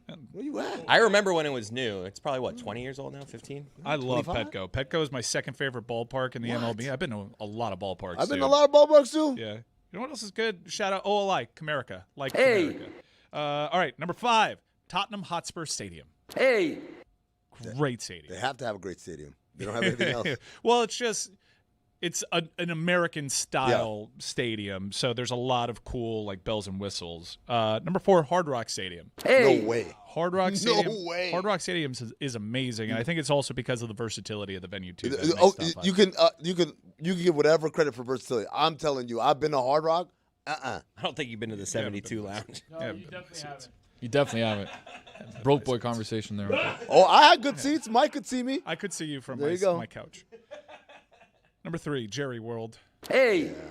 I haven't been, but I've heard. It's fantastic, but I don't understand how the sun shines into that place. Like, you didn't account for the sun. Number 2, Mercedes-Benz in Atlanta. Unfriggin' believable. And number 1, SoFi. SoFi is unfriggin' real. That's what they say. That's what they say. I think I'm gonna put up my own list. My own list of top 5 stadiums and arenas, or just stadiums. I haven't been to Chase Arena in San Francisco, and I haven't been to the Intuit. But the arenas aren't really in this class. Because they're smaller? Yeah. Okay. But you can put them in there. It's your list. It's your top 5. Maybe I will. You weren't surprised by my list, right? No, not really. I told you wouldn't be. Yeah. You're surprised? You weren't No. surprised. No. Even though he didn't tell me, I knew I wouldn't be. You were a little surprised by Hard Rock being top 5. I was shocked. But it's venue versatility, man. I mean, does that? Okay. Tell you what, there are I'm not no surprised. obstructed seats like that we saw at Highmark. There Tell you was. what. We saw one. Nope. That's not obstructed. You can't see Plexico Birds make that catch in the That's Super not Bowl. obstructed.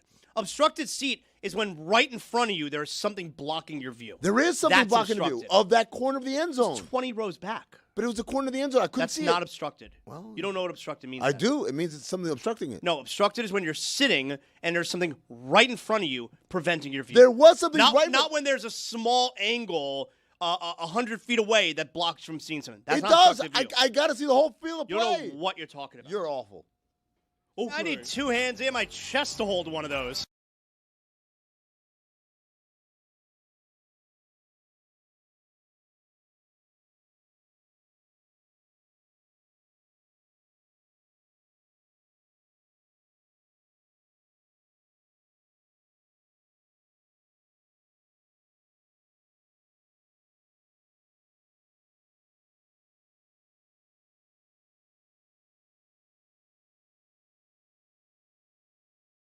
Zaz, what was your reaction to seeing Dave Hyde say that he had been laid off by the Sun Sentinel? I guess not surprised, but didn't like it. I think Dave Hyde's fantastic. He'd been really good to me over the years, and yeah, I guess it's disappointing, but not surprising, right?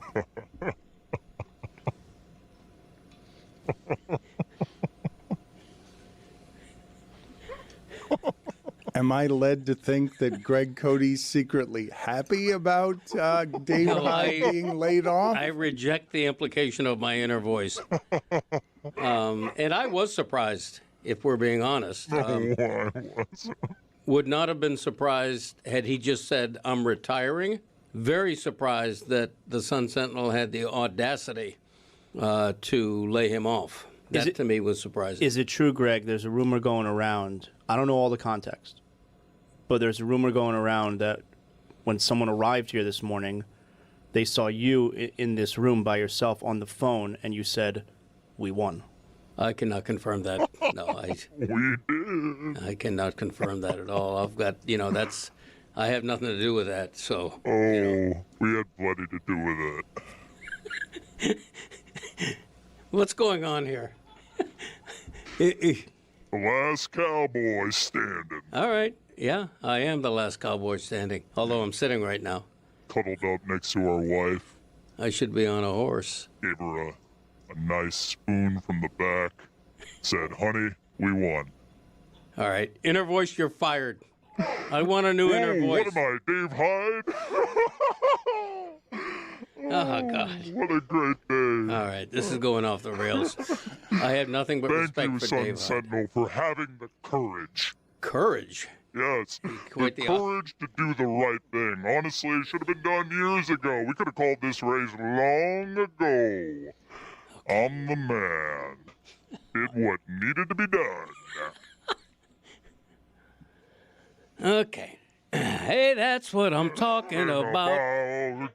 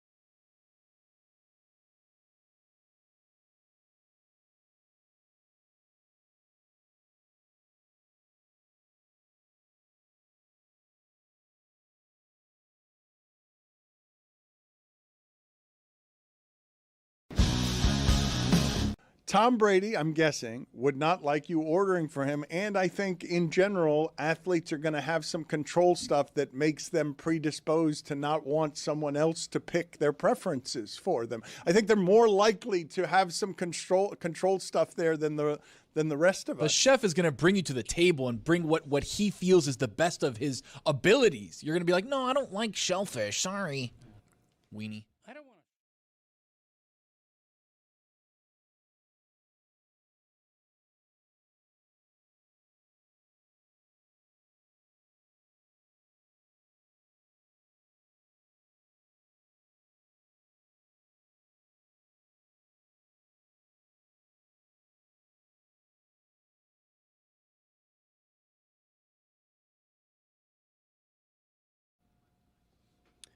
I mean, you see Don Nelson, 86 years old, I think, passed away. 86, man. Good for him. 86 years old. That is a long, great life that he lived. And it seemed, at least to me, the last time that we saw him, it seemed like he was really enjoying his life. Yeah. So I think the last time you're thinking about was he was at one of these Hall of Fame ceremonies. And he had his hair long, and he had a great tan because he lives in Hawaii. So you're saying you're surprised by this? So no, I'll say he was also 86, so you can't be surprised. I'm good. It's gonna sound sad. I'm not surprised by this because the last time I saw him was during the finals last year, 2025 in Oklahoma City, and he looked markedly different. He'd lost a lot of weight, and it was one of those things where he was getting the the Chuck Daly Lifetime Achievement Award from the Coaches Association. I mean, he was living like a super hippie lifestyle. Yeah, right? smoking a lot of weed, smoking a ton of weed. Huge into hemp. Yeah, I think his house might have been made of hemp. Yeah, he built it in hemp. Yeah, and so when I saw him in OKC, I was like, oh, and that's the sad part about this award, the Chuck Daly Award. A lot of the guys have been getting it, older guys obviously, but you see them and like, oh, it's like when I saw Rick Adelman when he won it in 2023, and it shook me. These are guys that Pop's starting to get a little jarring. Oh yeah. Well, I mean, Pop had a stroke. Like it was, it's very well publicized. Like he had a medical thing that literally ended his career, right? Whereas Rick Adelman, Don Nelson, they kind of disappeared from the view. Like, oh, they're old, they retired or whatever. And then you see them, and for me, having worked for a team and worked in the video department, scouting department, like basically game planning against these guys. These are guys, you see them all the time, hey, coach, whatever, and then you don't see them for a couple of years. And in my mind, that's not far away. It still feels very recent. But you see them and you see the effects of age, and I'm like, oh, my God. You realize, I don't know how much longer this guy's got. And Don Nelson, he was just an incredible basketball genius. When you talk about positionless basketball, this dude was doing it in the 80s. Think about that, like when people were like point guard, small forward, whatever. He was like, nah, just give me my 5 best players. And I'm going to have my big man shooting, and I'm going to have my small forward bringing the ball up and all this stuff. He created the point forward position. And then obviously that innovation didn't stop in the 80s. It continued through the 90s and the 2000s, and always kind of with a very, like just an outside-the-box thinker, right, in terms of, I'm going to use Eric Strickland, who was 6'3" on a good day. He's going to guard Shaq tonight. Like we're just going to have these weird lineups and these weird things, and you see the influence throughout. Like you see Dirk Nowitzki, one of the great scorers. Yeah, that's because Don Nelson would say, hey, you're a big man, get your ass in the paint. Like, oh, let him shoot threes. Sure, why not? You think about the We Believe Warriors and them trotting out, That was also ahead of its time, the way that they played. Yeah, absolutely. Playing fast and also, again, positionless. And you hear Baron Davis talk about it. It's like he showed the world, allowed me to show the world what I was as a player. Don Nelson was still coaching the We Believe Warriors? Yeah. Yeah. Yeah, I mean, that was the big thing about them beating the Mavericks. It was revenge because he got done dirty on his way out of Dallas. Oh, right. And so, like, their whole thing. Oh, so he went back to the Warriors after the first time in Golden State. And Gotcha. this was at a time where 8 seeds just don't do that. Yeah, I mean. I think that was the first time an 8 seed ever beat a 1 in a 7-game series. 7-game series, right? So, like, because we had the Nuggets in the 5. And unfortunately, the Heat in the next. So, here's the crazy thing, guys. This is nuts. I remember that season. We played Dallas late in that season, and I remember them saying, we want to be the 8 seed. Like, that was, through the grapevine. Of like, Nelly basically told our guys, yeah, we want to be the 8 seed. Because Dallas that year, if you remember. Yeah, that one had a lot of momentum. Like, if there's an 8 seed that can catch a 1 seed, Sal's make fights, and everyone earmarked, the Warriors are going to be trouble here. Right. And that wasn't even really a close series. No, they whooped their ass. And that was a team that won 67 games. Dirk was the MVP of the league, right? They had just come off of the finals appearance a year before. So, like, the idea of the Warriors wanting that matchup is kind of insane. And so the great story from that series is they end up winning, and Dirk in Oakland Arena, I guess it was called Oracle, but whatever, it's still there. Dirk was so angry after the elimination game, he took a chair and he flung it, and it broke the wall like 30 feet in the air. It's crazy. It's a crazy distance, and they ended up hanging a T-shirt, a We Believe T-shirt right next to it. They never fixed it, so... Yeah, shout out to Don Nelson, man. Yeah. A great. And then the other thing was, like, this dude he'd do the press conference with the beer on the podium. They had the thing the other day. Barrel chest. Oh, man. The barrel chested The guy. definitive barrel chest. When you think about, hey, what was the NBA like in the 60s? Don Nelson, right? Like, just a guy having a beer at halftime. Him and Brian Dennehy. Just...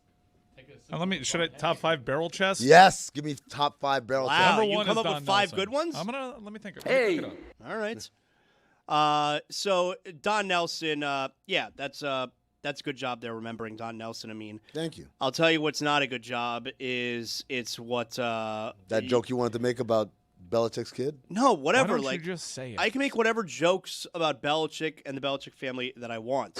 There's just no joke to be made right now because it's a medical condition. Right now. Okay. Yeah, right now. So in time, you'll think of one. Once he's okay, you'll tell us. Well, if we the find joke out that he had a thinking hangnail, then I can make jokes. All right, we don't know what it is, so I'm not willing to make a joke about it. Everybody can understand that. But what is going on in the WNBA right now is ridiculous. It's always something with this league. What's going on? What's going on?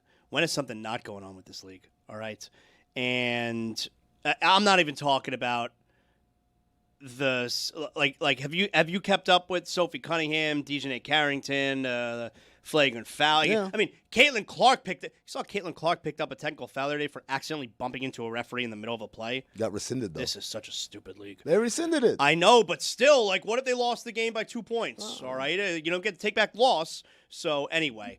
I'm not even talking about the Dejanay Carrington, Sophie Cunningham, white privilege tweet and all that. I'm not even talking about that. No, stuff. you got more? Well, no, it's just because that stuff is it sucks for the WNBA because for the women in the league because their game, their league, their careers are being weaponized in political forums, and that sucks. That does suck. That sucks. But what's going on here with the whole trans issue, which isn't necessarily the conversation that I want to have here, the conversation that I do want to have is I don't understand how these guys think that somehow they come out in any kind of positive light when they're deciding to apply for the WNBA draft. What guys are you talking about? Because the WNBA apparently in its bylaws does not specifically define what a woman is, what a female is. So you have Enes Kanter, and I guess he calls himself Freedom Enes Kanter now. Like he's changed. It's one of those Enes Freedom. Enos Freedom? Yeah. Whatever. You guy's an asshole. Enos Kanter, all right, formerly Utah Jazz, Thunder, Knicks. He's been out of the league for a few years now. He essentially ended his own career because he was... I know there's a political asylum thing going on with Turkey. I'm going to be real with you. I'll tell you the Enos Kanter story. Enos Kanter was an okay NBA player, right? Enos Kanter, there's problems in his home country of Turkey. He spoke out about it, and he got like his family in trouble and stuff. So he became kind of like this figure of like this guy speaking up against like this tyranny that's happening back home, and he's being persecuted for it by the authorities back home or whatever. His family has had to like denounce him and stuff. And it's like, okay, it's a regular story. This is we have feelings for this guy, like going through a tough thing, right? And then when the whole Daryl Morey China thing happened, and everyone's like, LeBron, you got to say something. LeBron's like, oh, I'm not going to mess up the money, right? Enos Kanter was one of the loudest voices saying like, hey, LeBron, like if you're all about people, civil rights and stuff, you should be mad about China. You should do something about it, which for certain right-wing factions and Fox News is like, someone said shit about LeBron? Ooh, tell me more. And so Enos Kanter was like, oh, this is my people here. You care about what I have to say? I'm a nobody NBA player, but you guys. So now he starts coming back on Fox, and it's like, hey, when you reward someone for something, what do you think that's going to make them do? They're going to ring that bell over and over again. So he becomes like more and more and more like right wing on everything. And the NBA is compromised. Just these wild conspiracy theories, which again, for the Fox audience and the Fox bookers or whatever, they don't care whether it's accurate or not. They just care, like, he's saying the thing that we like. And we like people attacking these woke, libtard, like, that feeds into him. So now he gets all the way. So a guy who started out speaking about a very real injustice happening in his home country. Right, it seemed like he was doing something that felt kind of noble, you know? Yeah, now it's like this is the shores that we've landed on. Right, so now Enos Kanter, in order to gain the attention, decides he's going to jump. Like, the WNBA in general is the hot league when it comes to controversy and all the social cliques and all of that. And so Enos Kanter now has decided, okay, I can get my name back. I've been out of the league for like 5 years now. I can get my name back into the mix here if I jump into this transphobe issue right now. Royce White did it too. Wait. We're building. Let a storyteller's world build here, man. Come on. Don't jump out. So Enos Kanter, in true asshole form, he's on like a desk, and he's wearing a WNBA sweatshirt, and he's got the hat because he doesn't have a team. He's entering the WNBA draft. Here it is. After careful consideration and reviewing the current eligibility guidelines, I am officially declaring myself a WNBA prospect. If simply declaring who you are is all that's required, then I meet every single requirement necessary to compete in the WNBA. My team and I have carefully examined the WNBA's eligibility criteria and governing framework surrounding self-identification and inclusion. Based on the current guidelines, I can and am officially declaring my eligibility for the upcoming WNBA draft in May 2027. I am definitely not here to mock, make fun of, or disrespect any community or personal choices. I am simply asking that the current rules be applied equally to everyone. The rules that represent the very values many WNBA players and coaches have publicly advocated for. My team and I are prepared to ensure these guidelines are applied equally, consistently, and without exception. And I look forward to the WNBA honoring its stated principles. But he's not saying that he identifies as a woman. He's just saying, I'm Enos Kanter, I want to be in the WNBA. This whole thing is just like such a bizarre self-own. And I'm not here to make fun while I have a shit-eating grin on my face the entire time. It's a self-own because you're actually highlighting that this isn't an actual issue. There are no men in the WNBA. There is no threat of a man playing in the WNBA. Well, there is now, him. There's no threat. There was an executive order written about this that keeps them out.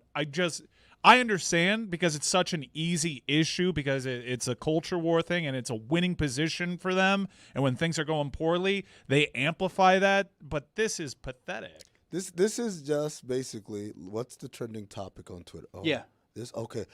This is how I get back in. Yeah. Not get back into basketball because that ship has sailed a long time ago. Just get back into people are talking about me. Look, we're doing it now. Hey, congratulations, Ian. Here we go. You wanted people to talk about you. We're talking about you. But just let's play this out. All right, you think this is a funny bit? Let's do it. Like go be the guy. Just go be the guy in the WNBA. See how fun that is. See how cool you are. But it's, okay, like, by the way, there's Robin Lopez said it best, but I'll save that for later because we are world building here. Guys know that Enes Kanter's not the only guy that did this. There's another. His name is Royce White. Can we roll it? Oh, earlier this week I made the announcement. I'm transgender. I'm a woman. I identify as sometimes identifying as a woman for purposes of basketball, professional basketball. So I'll be declaring for the WNBA draft in 2027 as well. I mean, I think I'd be unstoppable, but I'm a team first guy. I'm a pass first kind of player. I do the little things. I led my team in all 5 major stat categories at Iowa State University. So I do a little bit of everything. I'll do whatever the coach needs me to do. I'll do whatever the girls need me to do. I think the WNBA could come out and make a definitive statement about guys with a pair of balls playing in the women's association. But hey, that'd be probably too much like right. So, and I don't want to be discriminated against. No, I want fair treatment. I'm a black, I'm a young black, hopefully United States senator that would like a fair chance to participate as a sometimes identifying as a transgender woman athlete. All right, so here's what I don't understand. Now, at least in this case, what Royce White is doing, which Enes Kanter didn't do. Enes Kanter's just like, hey, I'm Enes Kanter, I want to be in the WNBA. Royce White is at least going the route of, I identify as a woman, so I want to be in the WNBA. When he called himself a pass first guy, which is it, pal? So, at least Royce White, I understand what he's doing. Like, he's trying to make a point. It's a really stupid point, but he's trying to make a point at least. I don't know what Enes Kanter was doing. No, they're doing the same thing, which is no one's talking about us. How can I get in? What's the okay, yeah, they're doing the same thing. The difference is Enes Kanter's just doing it literally just for the attention. This dude, this is the weird thing. He is running for Senate in Minnesota. Yeah. Now, he's run for office before. He's done this before, yeah. He's lost horribly. Right? And by the way, let's give a little bit of background on who Royce White is. Like Royce White, we do have to explain it, right? Because people don't know. Royce White was a big-time college basketball player at Iowa State. Like, should have been a top 2 or 3 pick in the NBA draft. He ended up being mid-first round because he has a very, very severe case of obsessive-compulsive disorder. He was at the forefront of a mental health discussion. Yes. Another origin story of, like, this is a noble thing he's fighting for. That, hey, some people deal with anxiety and da-da-da-da. And then it turns into something else. Don't want to give away the weekend observations for the weekend observations, but there is a weekend observation about Royce White that I think everyone is going to find very interesting. World building. So as severe a case of obsessive compulsive disorder that anyone can have, so severe that teams didn't know if they could draft him because he doesn't fly. All right, so how's he going to get from game to game? Even though in that video he said he'd be willing to do anything for the WNBA teams except fly. He flies. He flew at Iowa State. Like, I'm not going to sit here and say he didn't have anxiety about it. He didn't have to, like, take some medication in order to do that. But he flew. They went to Italy or something like that in one of their seasons. Now, the Royce... Daryl Morey, by the way, Daryl Morey stunk, my God. Daryl Morey drafted Royce White. Royce White is another one of these guys, again, like, he's got nothing going for him. So this is how it's like, this is how I get my name out there. I don't know if you guys saw this. There's a dude running for office, I believe in Michigan. His name is Amir Hassan. He was running for a congressional seat as a Republican. He had the backing of Donald Trump. He had the backing of the Speaker of the House. Like, he's got all the right-wing talking points. He is a former Muslim who converted to Christianity, right? And is very anti-immigrant and he's all the MAGA speaking points. He was running against another guy who literally was like running a shoestring budget. I think his campaign budget was like a couple $1,000s. The guy at some point dropped out of the race. I can't afford it. I'm not doing well. Whatever. Like, I'm out of the race, right? They get to the primary. Amir Hassan, this strong right-wing guy, endorsed by Big Daddy Trump himself, gets annihilated by the guy who dropped out of the race. And the reason why is because his constituency thought he was a Muslim and an immigrant. Everything that he ran on came back to eliminate him from the primary, not even like the actual seat. The Republican base wouldn't even vote for him. They become such a cartoon of all their isms that they would not even support their guy. Excuse me. There was also a real ugly video out of a stop in Nevada where the governor was honoring fallen police officers, and one of the names was Arabic, and it got booed. Yeah, it got booed, and he's like, no, we're not booing him. He's a hero. Yeah, he gave his life in the line of duty. They just hear an Islamic name, and I just don't understand. So to tie it all together. So Royce White, I kind of want him to go on with this. I want him to continue this because I want him to lose because voters will be like, this black trans dude is right. I'm not voting for him. That's what I want that to happen. And again, at the primary level, which is basically your base. There ain't no woke people voting in the Republican primary. These are your people. I want him to be rejected because that is the fate of every coon, ladies and gentlemen, is to be rejected by the people you seek desperately your affirmation from. Like, I just wanted to please you, and they still don't look at you the same. That's the best fate for any of these guys. I just don't understand, like Enes Kanter, Royce White, guys like them, they're upset with the WNBA right now because they're not taking a stand, or they're not 1,000% backing Sophie Cunningham. not because this is an issue that is actually happening. Again, It's just a microwave controversy. Well, this is what I said, where WNBA gets hijacked by these political causes. And so it really sucks for the players, for the league in that spot. Maybe if they had better leadership at the commissioner position, they'd be able to manage this a little bit better. Seems bad from afar. Look, I don't watch the WNBA. I'm the only sports media personality that is courageous enough to admit that.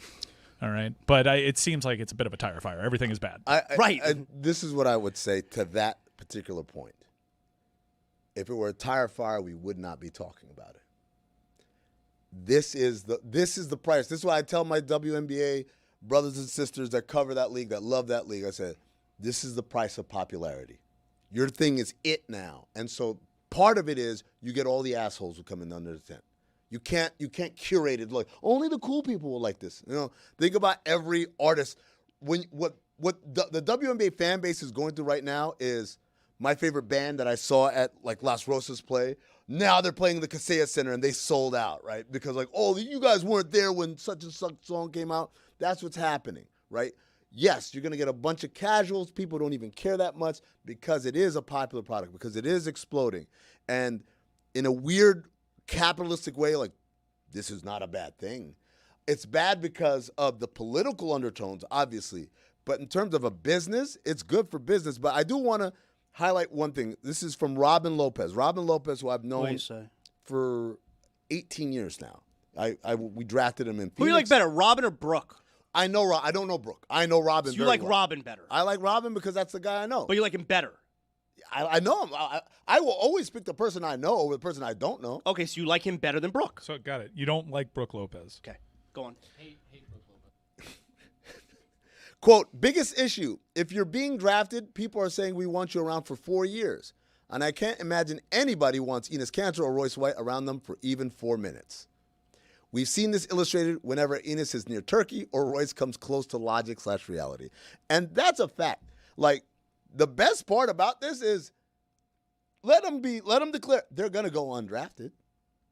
And because no, it's because you're a jackass. When Royce White in his rookie year, when he got to the NBA and it started to become the problem that everyone knew it was going to be with his OCD. That wasn't the reason. I'm like world building, right? Yeah. World building? Yeah, okay. world building. Very good.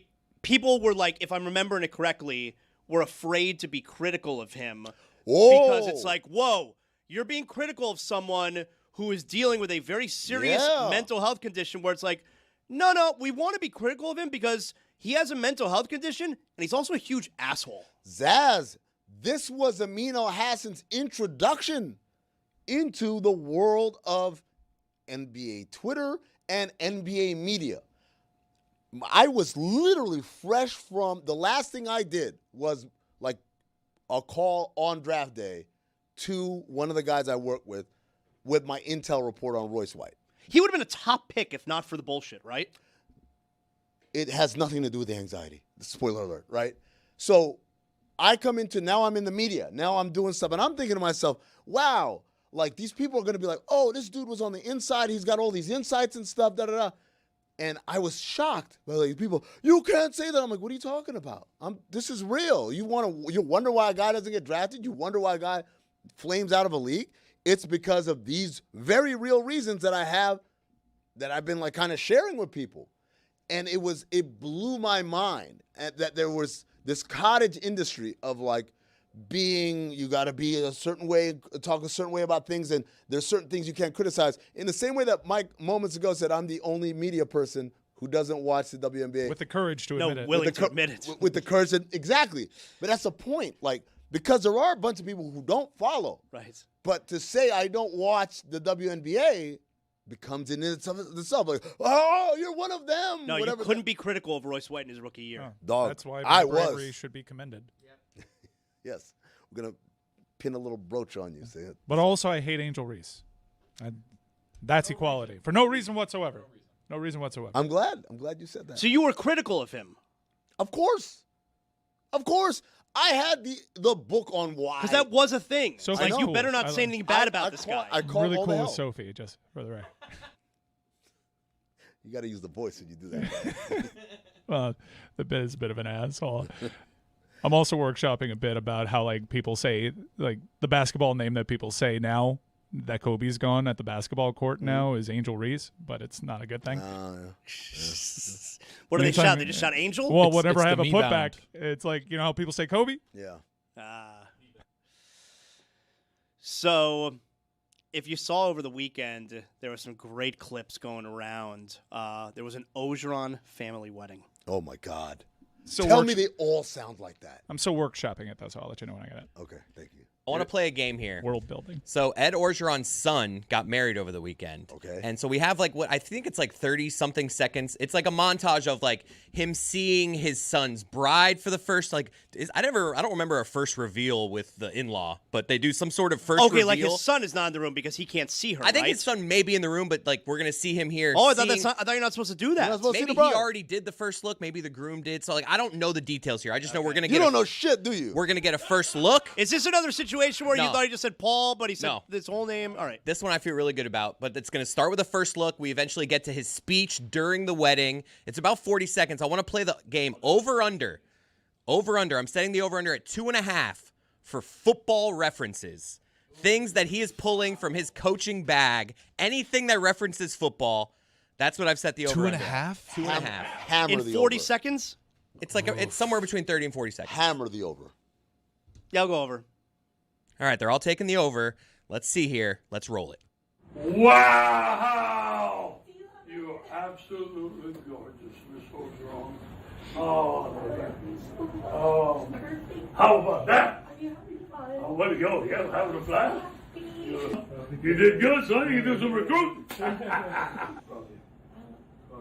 Almost. Almost Miss Ogeron. A little group hug. Group headbutt. One team, one heartbeat. You make my son happy. That means a lot. Thank you. Thank you. That means the world. Right, and we're all together, one team, one heartbeat. We're gonna have a blast. Yeah! We got the third one at the end. Woo! I started sweating. I was like, come on, coach. Now Is this reception at a restaurant? What we did, that may have been the Like a rehearsal the dinner. rehearsal dinner. Yeah. Could have been, or the breakfast after. The one thing you didn't hear there, if you're just watching, he gave the bride a fist bump. Sure did. In the middle of that, which is a rare thing, I'd say. It is weird that he said, like, almost misses. So that means that was before the wedding. Yeah. But the son is in the room there. Maybe he already did his first reveal to her. Sometimes they do. They don't do that. I thought it was like you're not supposed to see her until like. Oh, right- because I'm Jewish, dude. We don't believe in people that do stuff. photos so you just, before. You saw White Tamara as much as we you want take us Jews. We take all the pictures before the wedding even starts. Really? You know why? Why? Because we don't want to be taken away from the party for all the pictures. We want a party. That's what my wife and I did that too. You do a first look where before the wedding, she walks up and she taps you on your shoulder and you turn around and you see the reveal. And then you do photos like Zaz before the wedding. This is like a ceremony that they do with the tapping. It's called the first look, I think they call it. Yeah. They do it with the father of the bride too, because the father wants to see what his daughter looks like, and they do it with the groom. So it's like a. You guys, this is. I did the first look ahead of the wedding. I also did a first look. What about you, Roy? I don't remember, man. Okay. Don't remember. 14 years. I don't remember. It was. It was a long day, dude. Yeah, well, that big a deal. Roy, That's what Roy you don't remember the first time you saw Enid in her dress? Was it down the aisle or was it before the wedding? Keep in mind, both of our wedding rings were stolen, so that was top and foremost in my mind. Our stuff got stolen. So that kind of affected the wedding. You're trying to distract us. I'm not trying to distract you or anything. That's what happened. You don't remember when you saw your wife, so you're like, just so you know, my rings were stolen. Empathy denied. I don't like what you did there. Also, you didn't remember, and so you tried to make us feel bad? Also, Anita was late to the wedding. That's the other thing. Because, again, the rings were stolen. So you remember that? Of course, she was late for the wedding. He remembers everything but the first look. You make Mike? I remember Joe Flacco beat the Patriots that day. I was like, man, let's get this thing going. Anid's late. I'm missing this playoff game. Yeah, so was I. I was the same thing. But if you notice, World Series was going on during my wedding. Yeah. In that video, a little awkward when he's hugging his daughter's bride. Yeah. He doesn't want to. Maybe he must doesn't have want something on her hand, on his hands. It's a Maybe white she got dress. makeup or something. doesn't want to screw up her dress, so he's just afraid to fully embrace. So he kind of like wraps his arms Look how around her. excited he is to see Here's her. the hug right here. He wraps it, but he's like, I'm not gonna close this fully. Yeah. Like- I don't know. Maybe he's got something on his hands. Like Doctor Strange about to open a portal. What would he have on his hands? Ed Orgeron, surprisingly, not on my top 5 list of barrel chest. Wow. Yeah. Oh. We begin with the OLI. Chris Farley. Oh, dude. We're world building. World building. OLI. Ving Rhames. Hey. Oh, really? Yeah. OLI. Chris Cody. Yeah. Number 5. Sergeant Slaughter. Hey. Barrel chest? Yes. Wait, Number we're 4. talking about like the real one or the cartoon? I'm talking about Commissioner Sergeant Slaughter. Okay. After he became remember there was that weird. Not when he was Iraqi turncoat. Yeah, he was a turncoat. And not when he was in G.I. Joe, No, right? but when he was feuding with DX. Okay. Yeah, Commissioner Sergeant. Is Slaughter. Sergeant Slaughter stolen valor? How do you feel about that? He is stolen valor. Yeah, a little bit. Yeah. Okay. Why? What? He wasn't. Because he's gone his whole never life actually- making people believe he's a sergeant. Well, he wasn't. He wasn't in the army. No, he didn't actually serve. Was it No. Colonel? Never. Number 4, Winston Churchill. Hey. Is that barrel chested or is that Yes. just? Okay. It's my list. I'm just World asking. building. I'm Number asking. 3, Paul Silas. Hey. Yes, absolutely barrel chest. Yep. Felt real good about that one. Number 2, Brian Dennehy. Hey. And number 1, rest in peace, Don Nelson. Hey. Wow. Why didn't Dennehy get the rest in peace? Because he didn't just die. Gotcha. Okay. I didn't know there was a statute of limitations there. All right. I like it. It's like Happy New Year. Ogeron was so excited to see the daughter. Wow. Look at you, Miss Audra. He turned into Al Pacino. Miss Audra. Our son can recruit.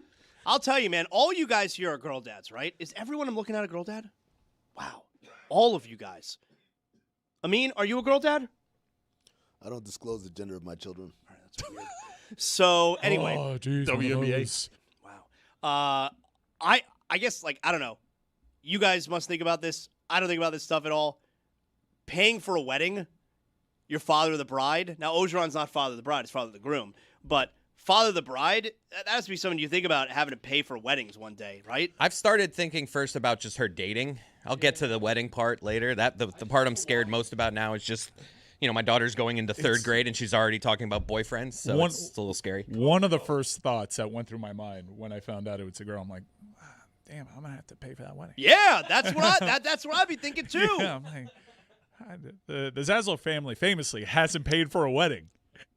Guys, swear to God. I don't believe this. I swear to God. I don't believe this. Mike knows this because I texted Mike a week ago. I swear to God. A week ago, my other cousin, all right, I have 2 cousins on the Zaslow side, obviously both males. My other cousin just had a baby. I didn't know what the sex was. All right. I wasn't in touch. I don't know. I didn't know what the sex was going to be. And he texted me last week, say, hey, invited me to, or whatever. The bris? Yes. Well, that gives it away. That's the giveaway, World Tony. building. That's the giveaway. Hey. Yes. The world building. Yes. Hey. And I didn't know, and that, of course, is the giveaway. Another new Zaslow boy in the family. It has been over 100 years since we've had a girl. And in the last just few months, we had 2 more chances for a girl, and they are both boys. I don't know if any of you guys ever watched the show Finding Your Roots with Henry Louis Gates Jr. Like he goes, they do a deep, exhaustive, not just like a 23andMe, but they go into the archives and books and like immigration records and all that to find out like as far back as they can from these people's families, and you learn all these things. And I can't believe I'm saying this. I want you to go on that show. I want Henry Louis Gates Jr. and his powerful television program to find, for me, a Zaslow woman that's been born. Because you can't tell me for generations. Yeah. When was the last one? Do we know? Yeah, it was my dad's aunt, so my great aunt, and it was probably in the early teens in the 1900s. Really? Yeah, it's been over 100 years. Oof. Yeah. She was the last one. There has been a societal shift. People are breaking away from the tradition of, the father of the bride paying for the wedding. Now it's just the more wealthy family. Yeah, it's implied. It's the implication. It's a little half and half. You got this.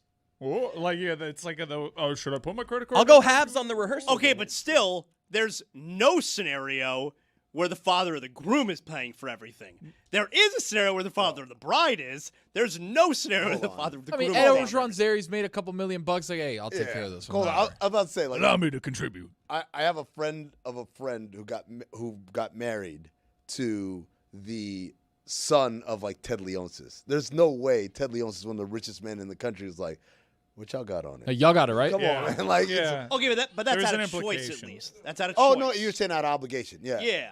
No, some cultures Like, I'm not sitting here. I have 2 teenage boys. I'm not sitting here thinking, damn it, I'm going to have to pay for an entire wedding on my own. Like, that's not happening. It depends, because some cultures it's the groom's family that has to do it. Because, Is that right? Yeah, because the implication, again, from a distant time is that, like, I am coming to purchase your daughter.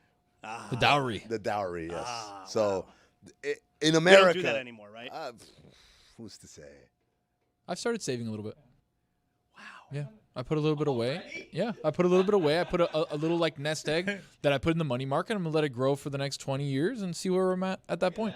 But you got to do that for college too. I'll take care of that too. Wow. Look at that. I met an arranged marriage couple the Yeah? other day. Where are they from? They were happy. They seem to like each other? The arranged marriages work better? Yeah. 2 very different countries. Really? Very different. And they got arranged? Yeah. You don't see that one. That's pretty rare. Let me guess what the countries were. Yeah, what are the countries? Papua New Guinea. Okay, that's one. Canada. No. This is a great game. Only I'll say quiet until 195 you get more. it. Guess number 2. Let's both be from Vermont. Suriname. No. Okay. That was Brazil and Israel. Well, Good fans. great fans. Yeah. Brazil's got good fans. Great fans. Oh, yeah. That's what I'm talking about. We got 30 seconds to kill here, guys. We had a landmine there that we just. I didn't want to volunteer, but I know. You could have just let me just keep guessing. I would have guessed so many more countries before I got to those. I like Zaz going around trying to figure out how to say bris without saying bris. He's like, I got invited to the, the stick foreskin ceremony. removal of the appendage. And I'll tell you, I was right there for both of my boys. It is barbaric. You did good, son. You did some recruiting.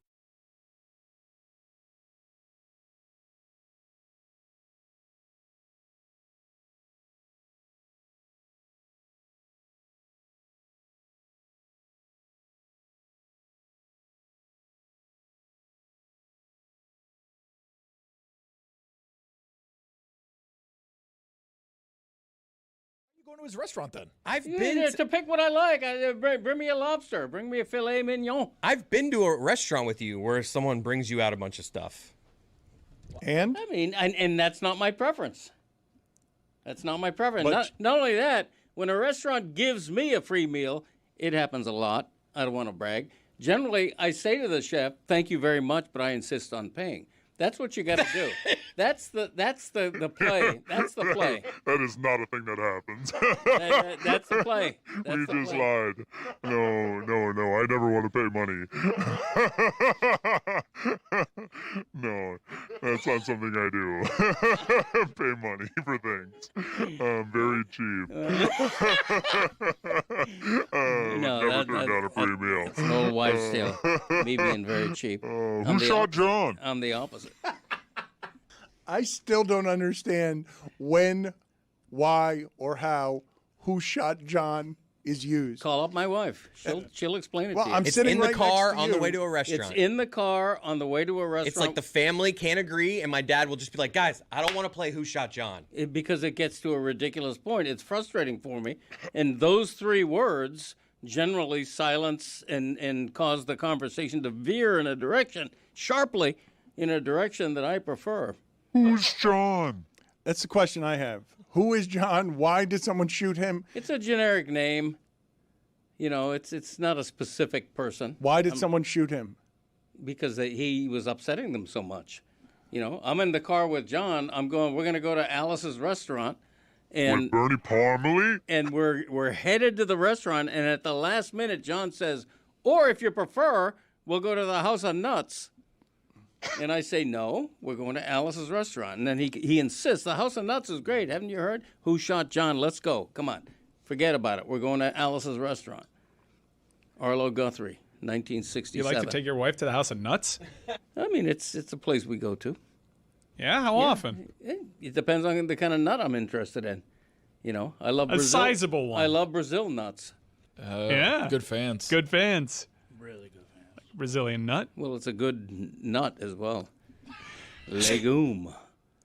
Or is that a bean? I think that's a bean. It is a bean. Although nuts and beans are in the same family, I think. Yeah, they're all what are some around of your there. other favorite ethnic nuts? Put it in the poll. Put it on the I poll. like all nuts.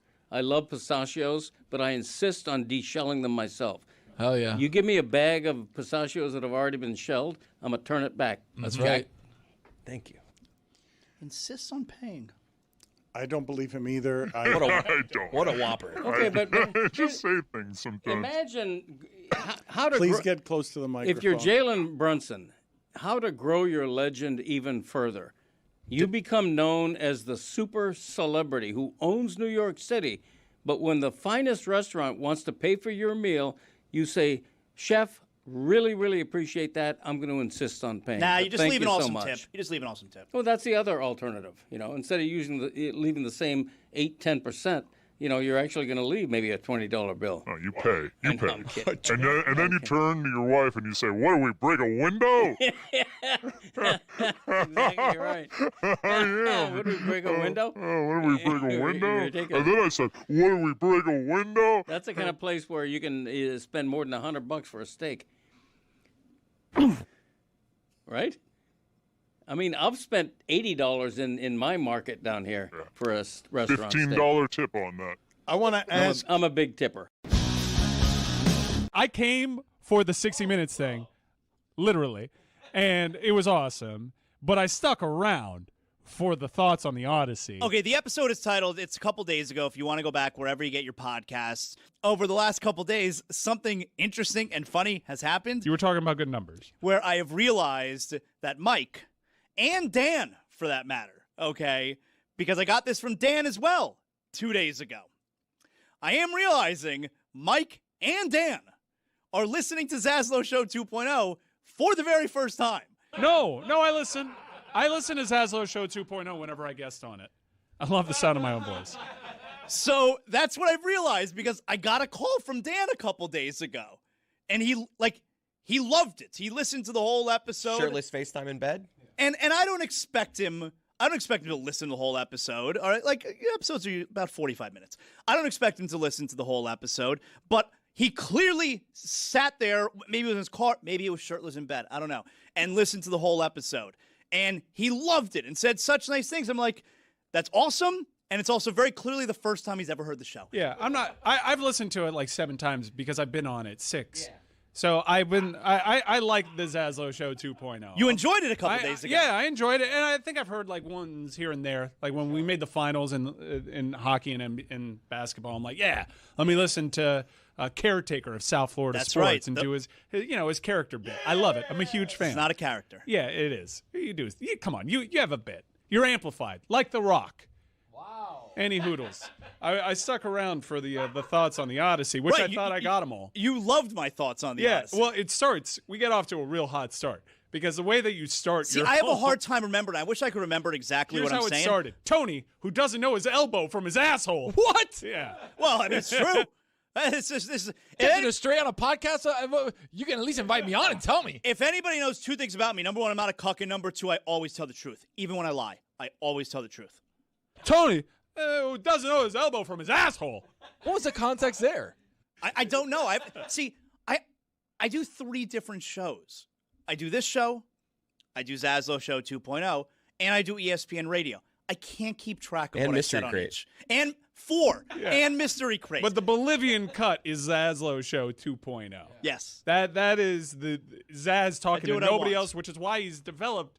It's become his personality.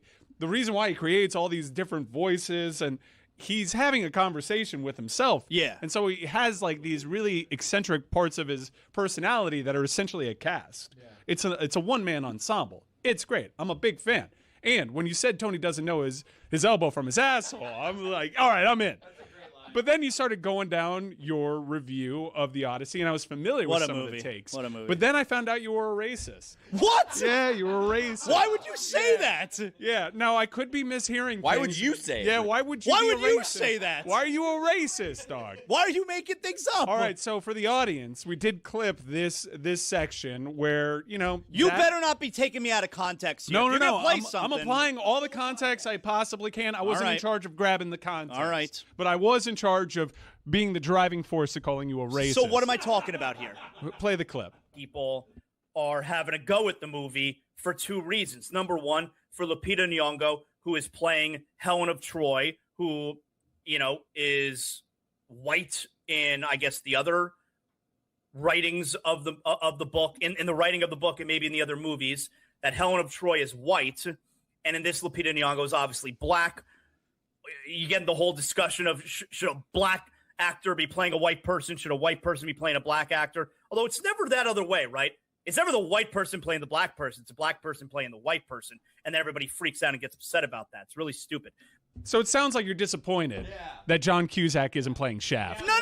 Yeah, it does. No. I heard racism. I'm disappointed that people are mad that Lupita Nyong'o is playing Helen of No, Troy. it feels like, but, you never see, the white guy playing, T'Challa. That's not at all what I said Where's there. Jacob Elordi playing Black That's Panther? not at all what was said there. And also, it just shows an ignorance to the history of cinema. There are examples. The Jazz Singer. There is a movie where John Wayne plays Genghis Khan. Jack Palance played Fidel Castro. And now let me ask you, did people get mad? No. That's the point. Not at the time. Well, That's no, the no, point. no. White people didn't get mad. That's the point. But there were aggrieved parties.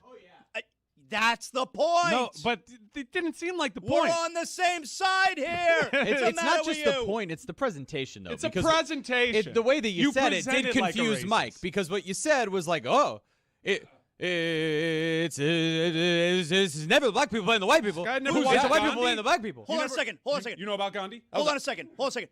Jeremy, who's that supposed to be? That was an awful Zaslow. I don't know what it's supposed to be. It's really stupid. Instant classic after instant The classic. Cabo Verde game was insane. Against all-time African underdogs. They run up against the greatest player at the tail end of his career, still having enough for one last Mike, job. let me tell you what, that 13 on Cabo, what a shot. This is Shot of the incredible. tournament. A Did you see it world- bend? And how about those fans? Did you see it was bend, a Dan? literal movie. It was crazy. He runs into the sand, Gets finds over. his lady. Boom. That's how you end the movie, folks. That is He was looking, unbelievable. and the security was like, no, go back. And he's That's like, no, love. no, where is she? That's love right there. She's got to know also to come down the stairs. What are you doing? I'm the one who's doing this. Your second topic, Zaz. Do you have another World Cuck topic? Well, I'll tell you what. All right, I don't know why you're saying it like that. But anyway, I have other things that I want to talk about. You know what? You can't take this away from me. I don't know if you saw this past Monday night, CM Punk returns to WWE. After months away and all sorts of rumor and innuendo, he's not on the right side with TKO, comes back in his hometown of Chicago and beats Sami Zayn, whose title reign lasts about a week. Much fanfare in Chicago. CM Punk related to Daft Punk at all? No, not at all. Oh, really? Yeah, but CM Daft Punk's good, though. Not unlike Messi, later in his career, finding top form, his body looking incredible. You know what this might set up? Cody Rhodes versus CM Punk at SummerSlam. Greg Cody Rhodes. I'm Hello. going to SummerSlam. I want to talk about this. Well done, Jeremy. Your third topic, Zaslow, of this World Cuck update. You know what? Actually, I'll allow you to call it that here because there's a movie that just came out that I want to watch. It's by our pal Billy Corbin. It's called God That's Forbid. not just coming out. It's 5 the years most ago. popular documentary in the history of Hulu. Just came out. Yeah. No, I mean, Dan, it was you saw the several movie. years What did ago. you think? It was excellent. Why don't you have a turn here? It went. You got a pre-screening? It went deeper into religious power and cuckery than I've ever seen a documentary. I didn't get an advanced screening. How cliche, a pool boy. This movie, and distinctly Cuban pool boy. Like, just not actually a pool man, a very pool boy. A Cuban kid who's not fully grown up, who was having sex with the wife of Jerry Falwell's sons, the president of Liberty University, his wife, and he liked to watch it in a corner of the room while he was wearing very little clothing. This is why it's called World Cup. All right, get back in this seat here. Get back in the seat here that is a prominently featured seat. That concludes our first ever World Cuck update. I walk in, I put my stuff down at the table, I say good morning, a collective good morning to the three people who are sitting at the table, and Lewis just goes, "You have your hat today, right?" The fuck? Nice hat, asshole. Bald people. Nice hat, asshole. You have a hat, right? Nice hat, asshole. Nice hat, asshole. Nice hat, asshole. You have a hat, right? In order to disguise his baldness. You're bald. Zaslow wears the cap. You're bald. I'm not into fashion. Bald people. You're bald. Nice hat, asshole. What kind of way to greet me is that? You're so bald that people are comfortable telling you upon greeting you that you need to do something with your appearance. So you can't do the plugs and the dye. You got to pick one. People aren't still doing toupees, are they? Oh, yeah, they are. Nice hat, asshole. Fake hair toupee. Nice hat, asshole. He looks bad without a hat. Nice hat, asshole. Bald capital B. Nice hat, asshole. Your brain beating me.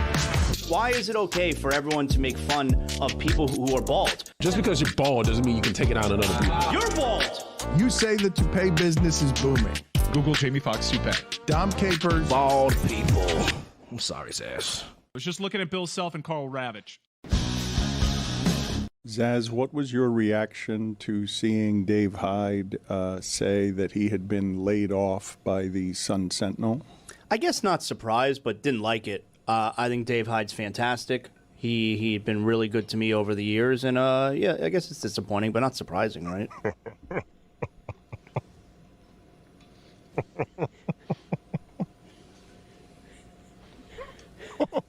Am I led to think that Greg Cody's secretly happy about Dave Hyde being laid off? I reject the implication of my inner voice. And I was surprised, if we're being honest. Would not have been surprised had he just said, "I'm retiring." Very surprised that the Sun Sentinel had the audacity to lay him off. That to me was surprising. Is it true, Greg? There's a rumor going around. I don't know all the context, but there's a rumor going around that when someone arrived here this morning, they saw you in this room by yourself on the phone, and you said, "We won." I cannot confirm that. No, I cannot confirm that at all. I've got, I have nothing to do with that. So. We had plenty to do with it. What's going on here? The last cowboy standing. All right. Yeah, I am the last cowboy standing, although I'm sitting right now. Cuddled up next to our wife. I should be on a horse. Gave her a nice spoon from the back, said, honey, we won. All right. Inner voice, you're fired. I want a new inner voice. What am I, Dave Hyde? Oh, God. What a great day. All right. This is going off the rails. I have nothing but Thank respect you, for Sun Dave Hyde. Sentinel, for having the courage. Courage? Yes, the Quite the courage to do the right thing. Honestly, it should have been done years ago. We could have called this race long ago. I'm the man. Did what needed to be done. Okay. Hey, that's what.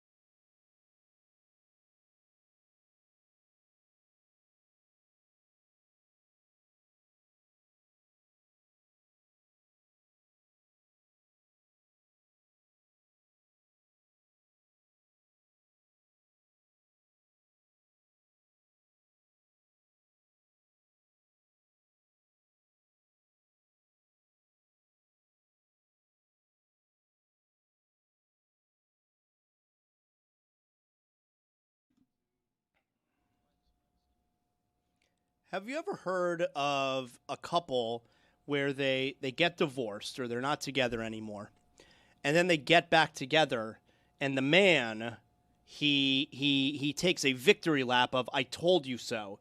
I told you she would come back to me." Have you ever heard of that before? No. Well, that's what happened with Ric Flair over the weekend. Ric Flair, who some call the greatest professional wrestler of all time, if you believe that or not, he's absolutely in the conversation for sure. And maybe the most famous pro wrestler, Hulk Hogan, Ric Flair, those are probably the top two most famous of all time. And Ric Flair, he essentially cut a promo on his ex-wife, who he has now just gotten back together with over the weekend. Now, let me also add, when Ric Flair tweets, this is really odd. When Ric Flair tweets... Does he do it in all caps? No. Every first letter of every word is capital. Oh, that's hard. That seems like a pain in the ass. Yeah. How does he do that? That's like when people are trying to do the sarcastic, oh, but I thought that. They do one cap, one small, one cap. Yeah, but you do that too. I've done it, and it's like, this is incredibly hard. But there are people who do it all the time, and I've done it like just to prove a point. But it's like, oh my God, there's got to be a setting. We somewhere. finally have a font that suggests something is sarcastic. It needs to be a setting on the phone. Right? Give me the sarcasm font. Ric Flair, in every tweet he posts, capitalizes the first letter of every single word. There's got to be a setting, right? There has to be like... I've never heard of the setting. Flair vision.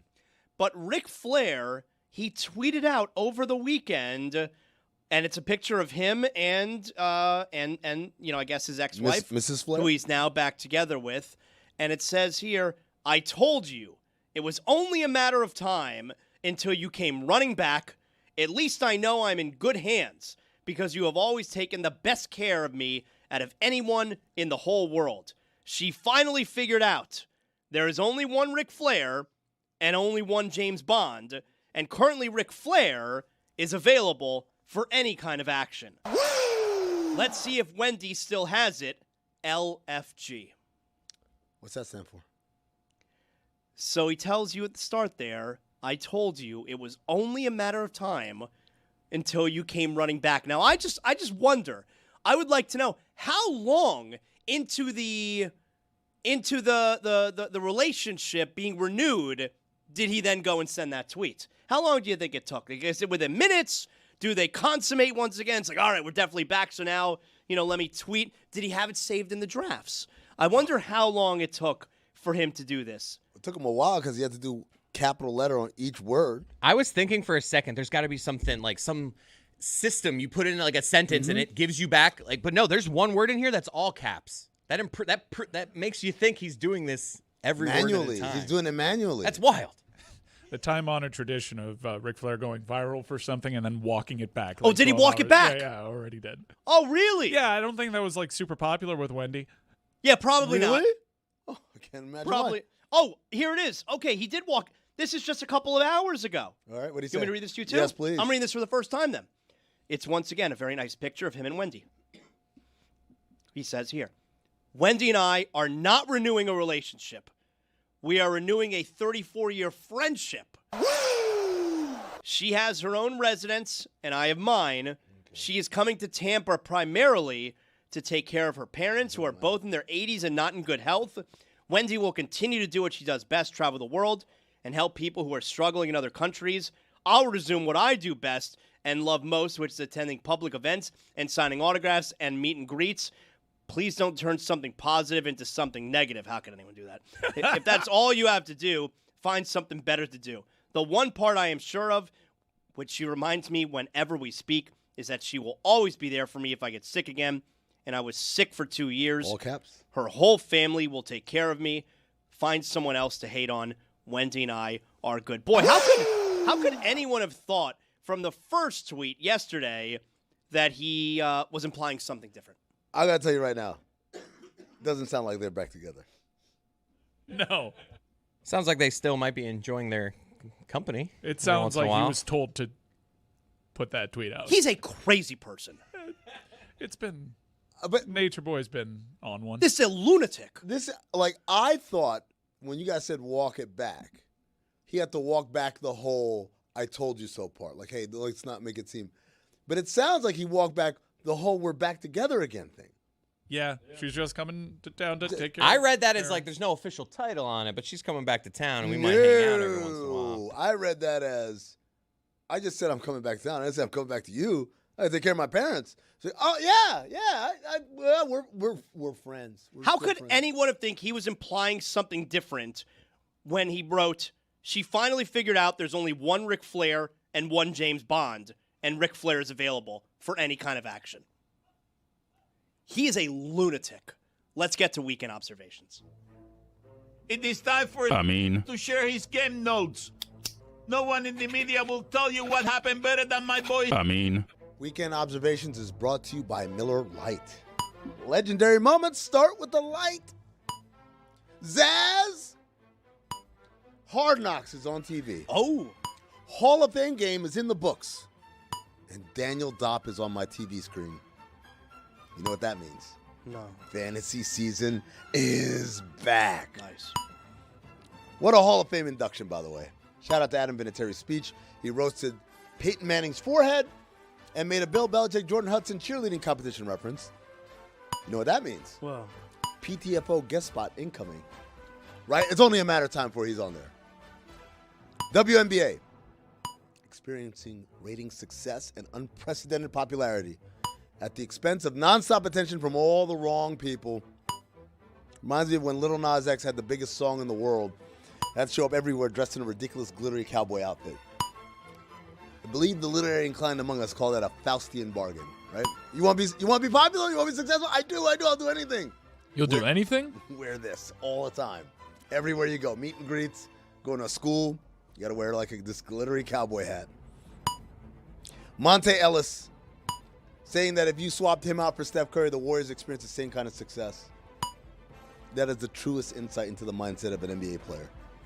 It would shock so many people. How many NBA players are like, man, if I played with that, they let me. They really believe it. It reminds me when Paul Pierce said, man, if I played with Shaq and LeBron, I'd have more titles than Dwayne Wade. And everyone's like, how could you say that? I'm like, he's an NBA player. They all believe it.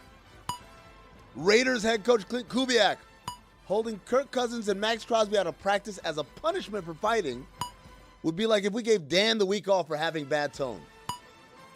Oh, wait. Kayla McBride, 10 made threes versus the Dallas Wings. Dallas Wings. Maybe like after the fifth three, you stop helping off of her. I watched. I'm like, what are we doing? Mike, did you watch? I did not. Oh, how dare you, coward. No. Coward? No, not coward. The opposite. Triumphant hero. Yeah. Courageous. Courageous. That's the C word I was looking for.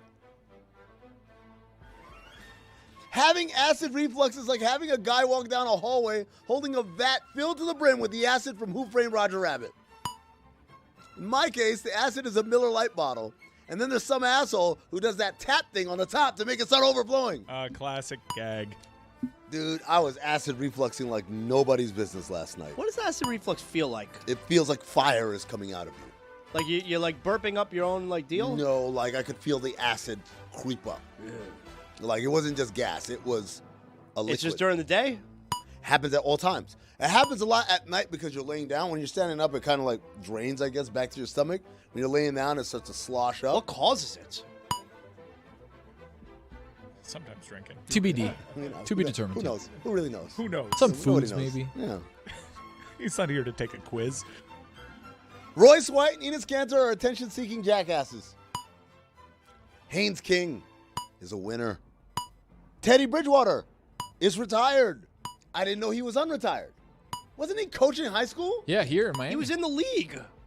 While he was coaching? He got in trouble coaching his high school team for like buying his kids Ubers. And now actually the state passed the Bridgewater Act where you're allowed to do that kind of stuff. So how is he retiring? Because he was in the NFL the last couple years. So he went back? Yeah. And now he's okay. All right, I'll take your word for it. Got to retire his number like 59. He wore an insane number in Detroit. Some not autogram. Some autogram action. Otto Porter. Autos, all the autos. My favorite Hard Knocks insight is learning that even Sam Darnold can't believe he won a Super Bowl. Also, Sam Darnold, big LeBron guy. That's what I learned from Hard Knocks. He's in on the Sixers and LeBron. Oh, okay. Yeah. All right.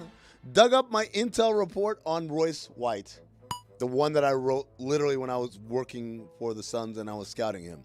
Intel report, if you don't know, is when you like. It's not like the likes to go left or whatever. It's like the dirt. The first line, Royce is an asshole. It's very prescient.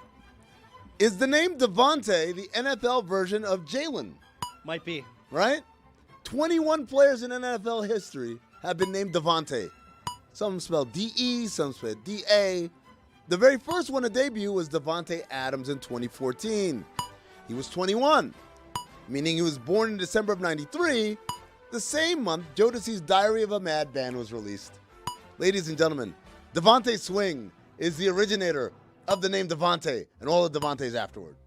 Crazy, because can't think of another Devontae before that. Shaq on LeBron's stint as a Laker. The good thing for LeBron, he did win 1. But you know, Kareem got 6. Magic got 5. Kobe got 5. I got 4. Rambis got 3. So, you know, he's at the party, but he's not on the stage. End quote. To recap, Kareem has 6. One of them was in Milwaukee, but okay. Magic has 5. Kobe has 5. I got 4. One of them was in Miami. Rambis got 3. Yeah, why is he saying the ones that you got elsewhere? Otherwise, why didn't he just say LeBron got 4? Why is he saying the name Rambis? Why is Rambis at the party? Why is Rambis on the stage? Shaq is channeling his Bob Hoskins from the movie Heart Condition. Cinephobe episode 145. Do you know about the heart condition? Nah. Bob Hoskins is a racist cop. Denzel is a lawyer who works primarily with women of the night. Denzel dies. Bob Hoskins has a heart attack. He needs a heart transplant. They use the heart of the black lawyer that he hates, by the way. That sounds like a good movie. It's a funny movie, man. Denzel comedies? Let me tell you something. Denzel might have wasted his career. Really? What other Denzel comedies are there? There's one called Carbon Copy, where he learns that his father is a rich white man. And the rich white man learns that his son, his illegitimate son, is Denzel Washington. That sounds like a good movie, too. It is funny. It is also of another time, so there's a lot of humor in there that, viewer discretion is advised. But speaking of Cinephobe, also we did that one as well, Cinephobe. Speaking of Cinephobe, episode 320, Blood Fist 8, Hard Way Out. No way. A movie where an ex-CIA operative turned high school math teacher is hunted down by assassins. I tell you who's in it, but I guarantee you've never heard of any of these people. You want to try me? Don the Dragon Johnson. Don't know. Yep, Wilson. Wilson. I don't know that fool. WWE wrestler Scott Steiner's kid got suspended for 6 games by the Saints for alleged PED use. Wrestler's son on the juice? Color me shocked. That wrestler's son on the juice. Like father, like son. R.I.P. Don Nelson. one of the great innovators of the game of basketball. You invented positionless basketball and the point forward. Also, one of the great sliding door moments of my career. Because what if Nelly doesn't change his mind and allows this Steph Curry trade to happen? You know about that? When I worked for the Suns, we traded for Steph Curry. Yeah, on draft day. I'm trying to remember the details, but I think I know. Yeah. And then they changed their mind. Nelly changed his mind is the official quote we got. Could have been me. Dug up my intel report on Enes Kanter. Had the line, he's a space cadet when it comes to basketball IQ and attention to detail. Translation, he's dumb as hell. Sometimes, with these intel reports, they say things to you because, I can't come out and say it, but I'm going to say it in a certain way. So I'll give you an example of that. If you were good, and I said, what do you guys think about Jonathan Zaslow? They say, oh my God, he's the best. You'd be a fool not to hire him. Da, da, da, da. If you're awful, what do you think about Jonathan Zaslow? He's all right. They always say he's all right. That means he's awful, but I can't say he's awful because this might come back to bite me in the ass. I saw this one quote from an anonymous GM over the weekend about Enes Kanter, which said he's dumb. He's really, really dumb. Space cadet when it comes to IQ and attention to detail. That's the quote I got. Dumb as hell. Speaking of hell, Argentina. Those are the weekend observations. Wow. Oh, look at him cry. He got a tough week. Okay. I saw. You're going to do that to me? You're going to do the thing that we did to Zaz? You're going to do it to me now? Yeah. It's a tough week. World building. I saw a movie last night. I told you I've been sick in bed. I've been laid up the last couple Still days. had to go to the movie last night, though. Sunday night. What, you went to the movie? It's just an odd choice. I'm not even judging. It's just I've been movie. sick for 2 days. I got work tomorrow. I'm going to still hit that movie tonight, though. Yeah. I mean, what else am I going to do? Just stare at the ceiling? Why wouldn't I watch a movie? You go to a lot of movies. That's just Chris, not he was in He bed. was- You know he that, was in right? bed in You his weren't home. listening. He was in bed. Two say you're going to be good. Oh, my bad. I thought you said I went to the movie. No, My he bad. saw No, the we movie. were trying to Always stop goes you. to the No, movie. we were trying to, but you were. They sell pickles at his movie theater. Much more acceptable when you're sick watching a movie in bed. I'll allow it. You thought I'm sick over the weekend, and on Sunday night I'm going to go to the movie. So you see now why I thought it was noteworthy. It was clear that he didn't. We were trying to stop. Well, there you Tuesday is going to be good. Wednesday. It'll be amazing. Yes, but then after bowling, drop back off. What movie you see? I watched a Netflix movie. Already out. Yeah? I'm You already never out. watched a good Netflix movie? Don't look up. Great Netflix movie.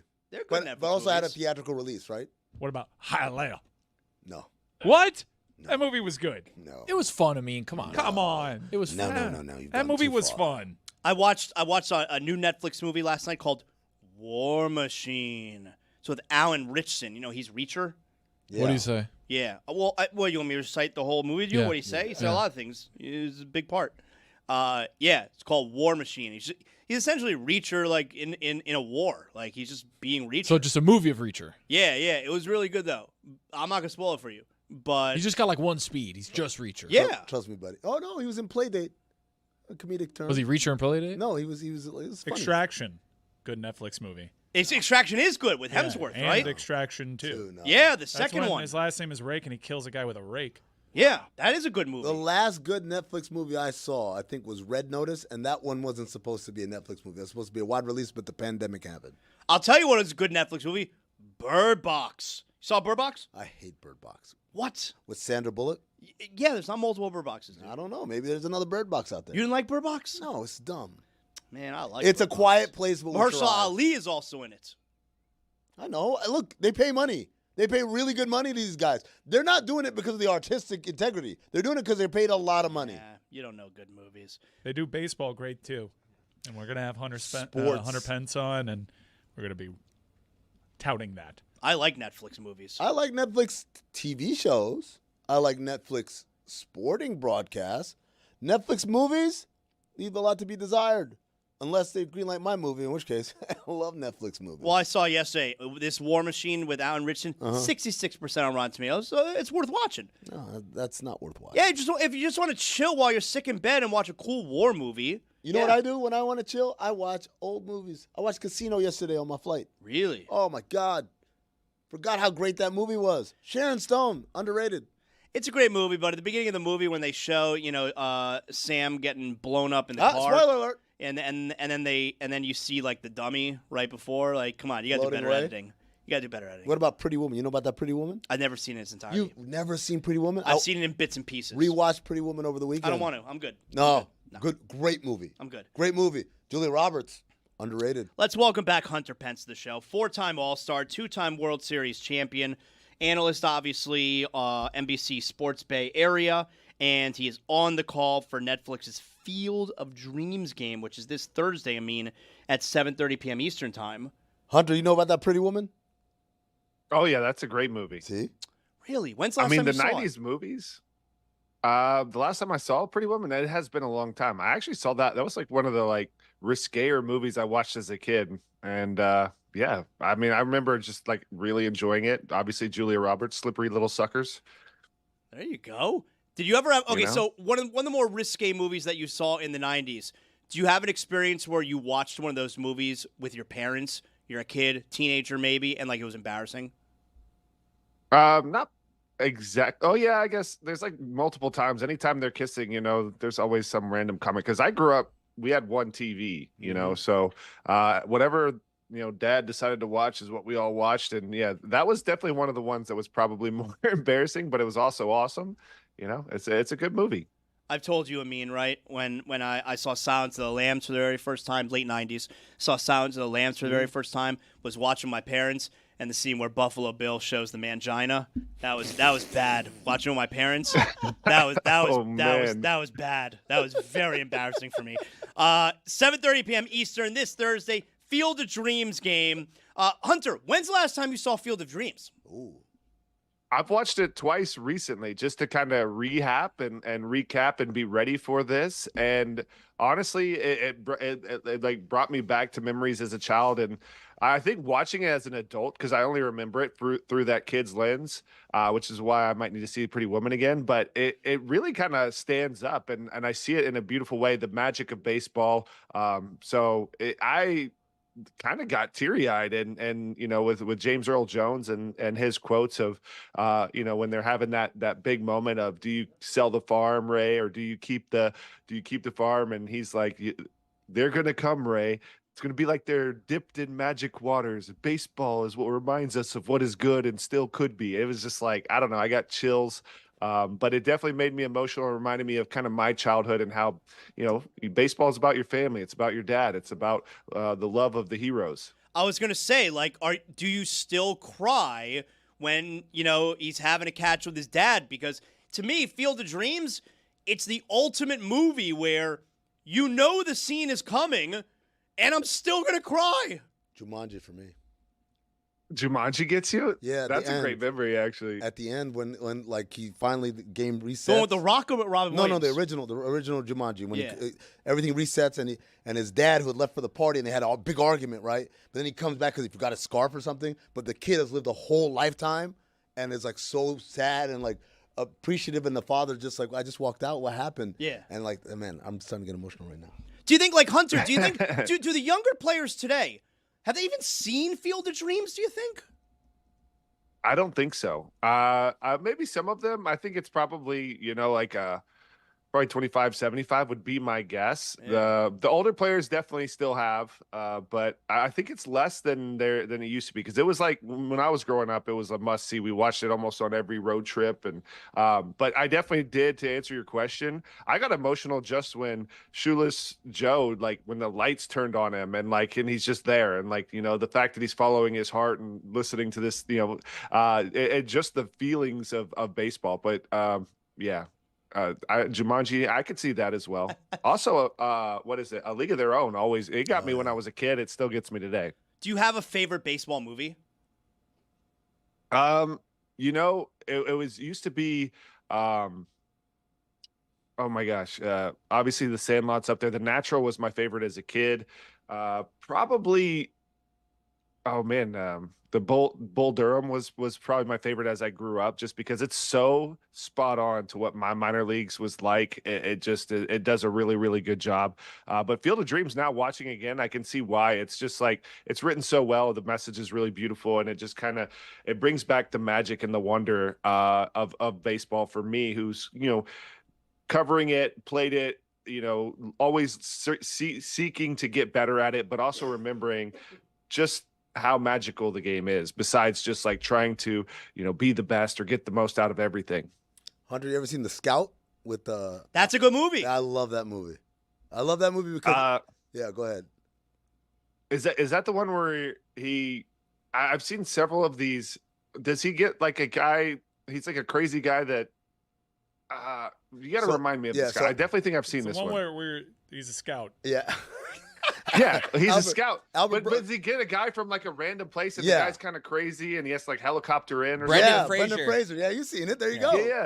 Yeah. I love it. I love it because it's like it's. Yeah, he's a scout. But like a scout, but that happens. Like, but he does some crazy things. These scouts do have to do some crazy things and deal with crazy people. If you piss people off, you get the scouting like trail that nobody wants, and that's what happened to Albert Brooks. He pissed off George Steinbrenner, so he sends him to like the Guatemalan League to go scout over there. And I was like, that's happened to me. I've had to scout some terrible places in like, like these small conference basketball schools and stuff. So I had a great affinity for the movie The Scout. I'll tell you. See, don't hate on Guatemala, by the way. That's a fun place to go visit. Good baseball?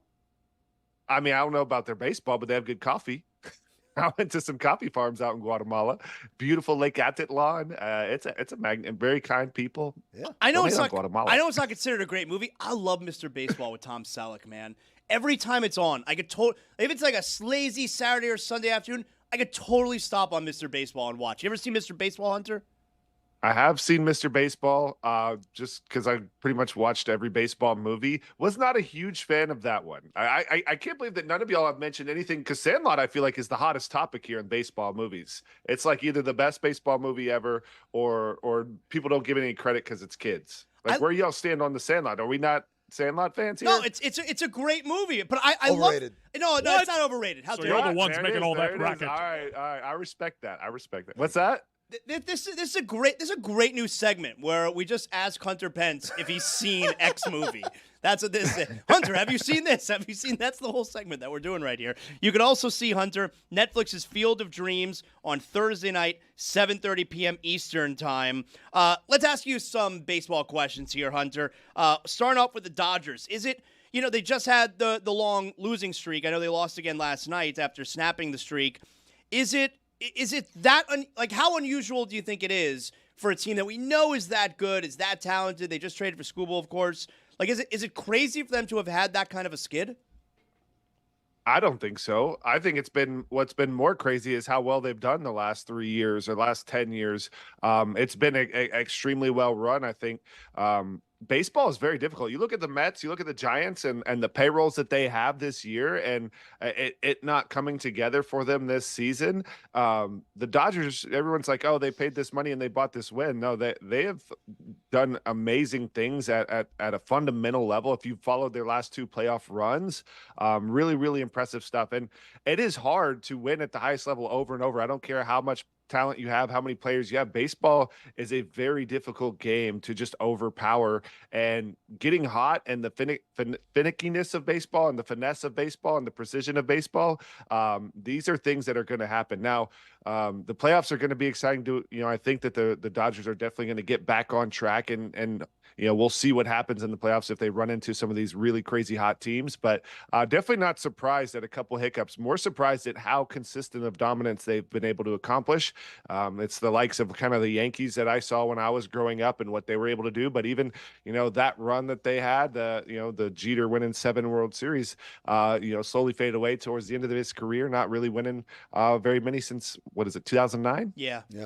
Hunter, when you were playing and you were on a team that was in the middle of either a big losing streak or maybe guys were in the middle of huge slumps, what were some of the crazy things that you would see dudes try and get out of the streak or out of the slump? Yeah, there was definitely, for whatever reason, naked batting practice or thong batting practice, or just something to make you laugh, and in the clubhouse, or riding the bike, something to loosen you up. Dancing in cowboy boots. We would have a cleat dropping, similar to Bull Durham, just some wild random things that would just loosen you up and get you laughing. And sometimes you're just too serious and you're trying too hard and you get in your own way. But a lot of things just to bring people together. You heard the story of the Red Sox. They were taking taking whiskey shots before they went out there to loosen up and to play free. Baseball is a game that makes you go crazy, and sometimes you got to get match the crazy to rise back up, I guess. Hunter, you seen the movie The Fan with Wesley Snipes? I like that movie. I believe I have. Hey, Bobby! I don't remember it that great though. Was it Barry Bonds that he was like? He was supposed, essentially, it's yeah. supposed to be Barry Bonds, and Robert De Niro was like a super fan, and he's going through a Yeah, slump. a He's come back. stalker. Yeah, he's come back to play for San Francisco, but he's going through a slump. And the new hot player, Juan Primo. Won't give up the number, and so Robert De Played Niro, by Benicio del Toro. Robert De Niro says, "I got to kill that guy so Yeah. that he can get to that." That's a Bobby- good fan. Oh man! I mean, he loved Bobby Interesting. Rayburn. That's a hot take. Yeah. That's a hot take. Yeah. Whatever it takes. Hunter, you mentioned the Red Sox. The Red Sox were horrible the first part of the season, and now they're like the best team in baseball. How unusual is that? Like, you would have to think at some point you're in the clubhouse, like guys on the team, they must know hey, we're not a very good team, and then all of a sudden they're like the best team. That's crazy, right? Yes and no, but that's like kind of what makes baseball awesome is that like it's on such margins and really it is somewhat of a streaky game. You know, we talk about the Dodgers and how talented and extraordinary their group is getting cold. This happens to every good player. The best players in the world go through slumps. Like they have down years. It's extraordinarily rare to have, like the Albert Pujolses who just always have a crazy good year. And even Albert probably had to his standards the years that were less good than others. And so you get these young teams and all of a sudden something clicks or adjustments are made or a new prospect comes up and brings a bunch of enthusiasm up. And it goes in streaks. Like hitting is contagious is the thing you say. Winning is contagious. Things start to fall in place. You start to expect it. And it also goes the other way where it snowballs and avalanches on you bad. But for the Red Sox, their pitching's really gotten better. They just have found a way to win. It's been an incredible run because I definitely remember, as a Giants broadcaster, looking at the two teams, being like, man, it's crazy. Both these teams I thought were good coming into the season, and the Red Sox were able to dig themselves out of it. The Giants haven't been able to do that. Hunter, we've been having a debate here for the last couple of weeks and months of the baseball season. I have a scenario for you. I want to give you a player that I want you to tell me if he's a Hall of Famer or not, okay? This guy plays for 10 years, does not miss a game, goes 1 for 4 every single game with a single. No RBIs, no home runs, no doubles, And no he walks? nothing. No walks. He's 1 for 4 with a single every single day and night. 10 seasons, doesn't miss a game. Does that guy make it to the Hall of Fame? So it's like a 10,000-plus game hit streak. Wow, how do you do math, dude? Like 17. But he has 0 slugging. Yes. When we first talked this one out, we're like he just totally destroys the hit streak record and puts it in a place In where the first everyone 59 games, he beats it. and we don't know when the single's happening Exactly because right. there's going to be really high drama for much of his career. Hunter, is that a Hall of Famer?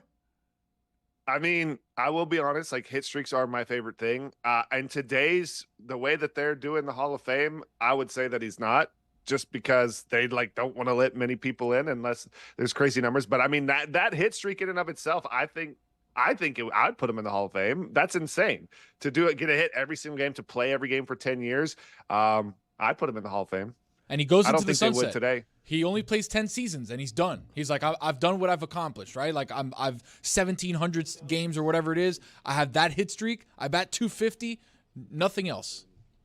Let me put it to you this way. Do I think that he would help a team win? I don't think that would help a team win very much, but I do think would be really cool to watch. What is the most overrated feat in baseball? Because I've said for years, I think the cycle is so overrated. What? Obviously, it's cool to get a cycle. I mean, look, 4 hits in a game. I love this take. 4 hits in a game is awesome. I so love this obviously, getting the cycle is really good. But here's the part I object to, Hunter. If I've already hit a double, a triple, and a home run, I'm coming up to the plate. People want me to get a single so I can have the cycle. What? I want to hit another home run. Like, to me, that's where, to me, the cycle is so overrated.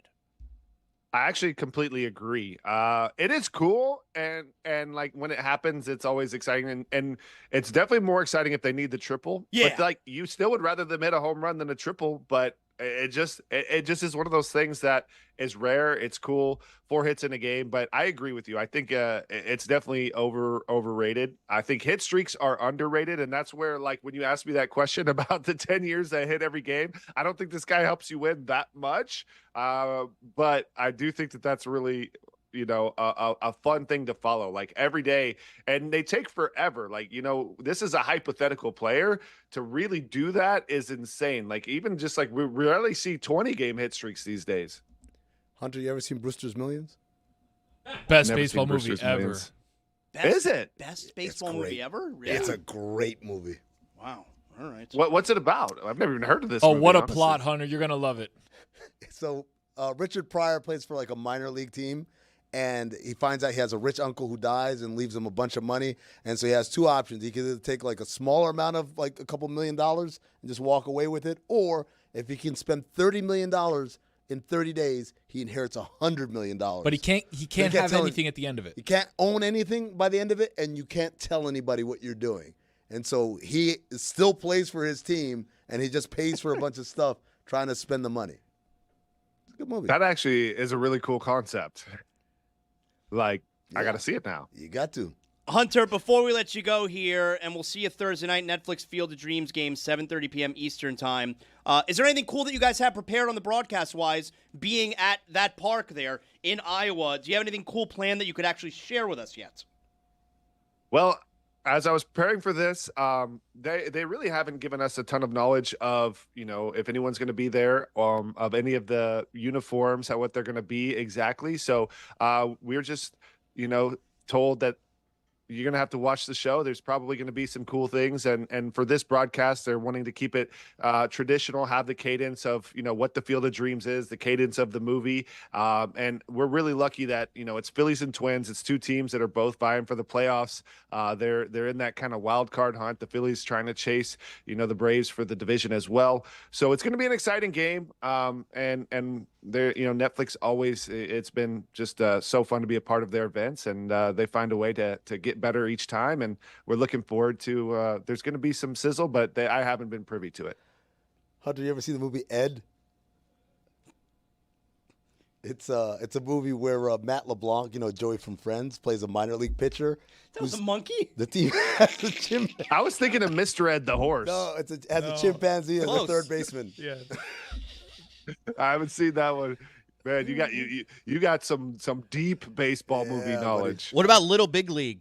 Oh, that's a kid good manages the movie. Twins. That's a Little good Big movie, League is a Little Big banger. League.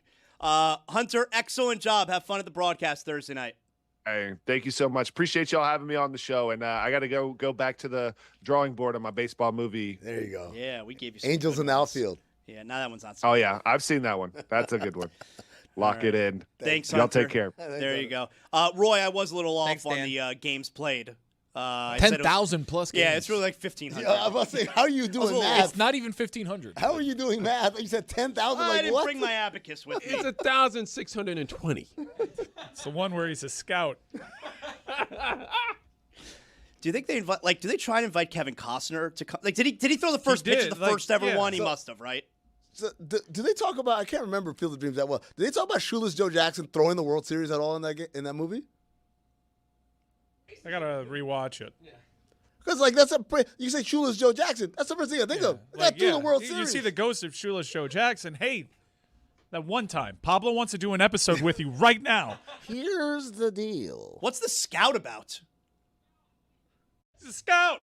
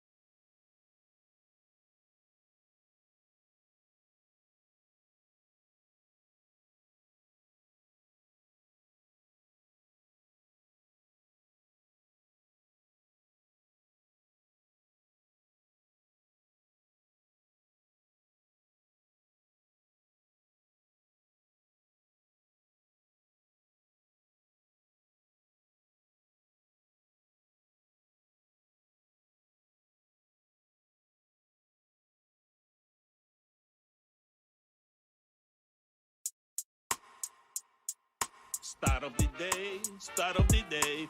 It is the start of the day. Start of the day, start of the day. It is the start of the day. Start of the day, start of the day. It is the start of the day. Start of the day, start of the day. It is the start of the day. All right, Juju, what do you got for us here? Let's get started here with the stat of the day. Yes, sir, man. Trans women trying to play in the WNBA. 0. Weirdo goofball men trying to play in the WNBA. 2. At least 2. Back to you guys. Yeah, at least 2. I mean, at least 2. Those are the first. I don't understand. Like, clearly they don't believe that men should play in women's sports. So their solution is, I'm going to play in a women's sport. Like, what? You're trying to do the thing that you think is bad. No, let's do this. Let's see the whole thing out. Like, Enos Freedom, you're a Phoenix Mercury. Congratulations. You did it. All right. You did it. But then he's You're doing the gonna keep thing doing that it? he says shouldn't happen. Yeah, you see? This is unfair. All right. Exactly. I'm of the opinion, too, if you think that what them brothers is doing is remotely entertaining at all, unfollow me, block me online, don't mess with me in real life, because this, to me, is mental health issues. I'm not trying to make fun of them. Them brothers is clearly going through something that I don't understand. Salute to them. Like, get them out of here, bruh. You see this? This could be a problem. It could be. We're not for my actions. So are these also then qualifying as the jokers of the day, Juju, or are there other jokers of the day? As a matter of fact, they are definitely the jokers of the day. But since we brought up the WNBA before we go to the jokers of the day, let's highlight the W before we do that. Yeah. My dog, Caleb McBride, big 43 punch, man. Hey. Better not leave 6 Try to a punch. cracker open, dog. You did? Come on, man. Juju, let me ask the question, because I watched and I was like, yo, how many threes she got to hit before they realize that we can't help off of her? I was like, what are we doing? Exactly. What are we doing? Right. I think we should hold some of these coaches' feet to the fire a little bit more. The same way we do Kenny Atkinson in the playoffs, that whole analytic bull ass. I think some of these coaches be making big blunders at the end of the game. I'm watching the guard dribble. I think it was Miles dribbling baseline, and this one, Caleb McBride has hit like 5 or 6 threes at this point. He's having a great game. Zaz, the lady that's guarding her, leaves completely, goes all the way into the paint to help out. For someone who's under the rim, she's got no avenue to make a layup from there. Of course, Miles is like, oh, she wide open. And I'm like, what are you doing? There's a couple of times that they didn't have a hand up on the closeout. They're just kind of like, well, I guess this is happening. Right. What are we doing? Right. Also over the weekend, salute to the hero of the weekend, Who that? Chelsea Gray. Oh, yeah. Oh, my goodness. Not once, Not but twice. only a buzzer beater to go to overtime, tray ball, wet ball. In overtime, the game-winning tray ball at the buzzer. Oh, my God, silencing the entire Indiana crowd. You had to see it to believe it. Caitlin Clark, salute. You a great sister. You a great basketball player, but that was a disgusting isolation against Asia Wilson. Boo-hoo, P.U. Turned the ball over, tried to flop. Game winning on your head top. Man, back to you guys, man. Juju, what do you make of our wedding conversation where, I'm the only one in the room here, although Amin would not disclose the gender of his children. I'm the only one here who is not a girl dad, so I have not spent any time thinking about paying for a wedding. Yeah, man. I like to just chime in on that because, yes, it's a rough responsibility to have to be the father of the bride sometimes, but guess what? True love exists. I know we think we need to pay for all this stuff to celebrate our kids and our weddings, but y'all check out this video. This is true love, man. The bride walking down the aisle. Guess what this aisle is in? Mickey D's. Yeah, it don't matter. Come on, look at sis. Oh my Beautiful. God. Oh no. You dig? Come on now. This is true love. Got the whole thing set up. I'm not sure how much this costs. It costs something, but it don't cost as much as y'all think. That love gonna last forever. Look at my boy up there, sharp. Salute to real love, man. Was it catered? Do you think it was catered? I feel bad making. Of course. Do you guys think Hunter Pence has seen? Damn. You forgot the movie? Oh, Father of the Bride. You think, it was like Just wait till Tuesday. That's a basketball 3, movie. 2, Go 1. back into the podcast and hear our interview with Hunter Pence, where we just ask him, "Have you seen that?" It's a good segment. Right, great game. That was a great segment for sure. Also, too, before we leave the WNBA, I know we left it already. Dejanay Carrington, my sister.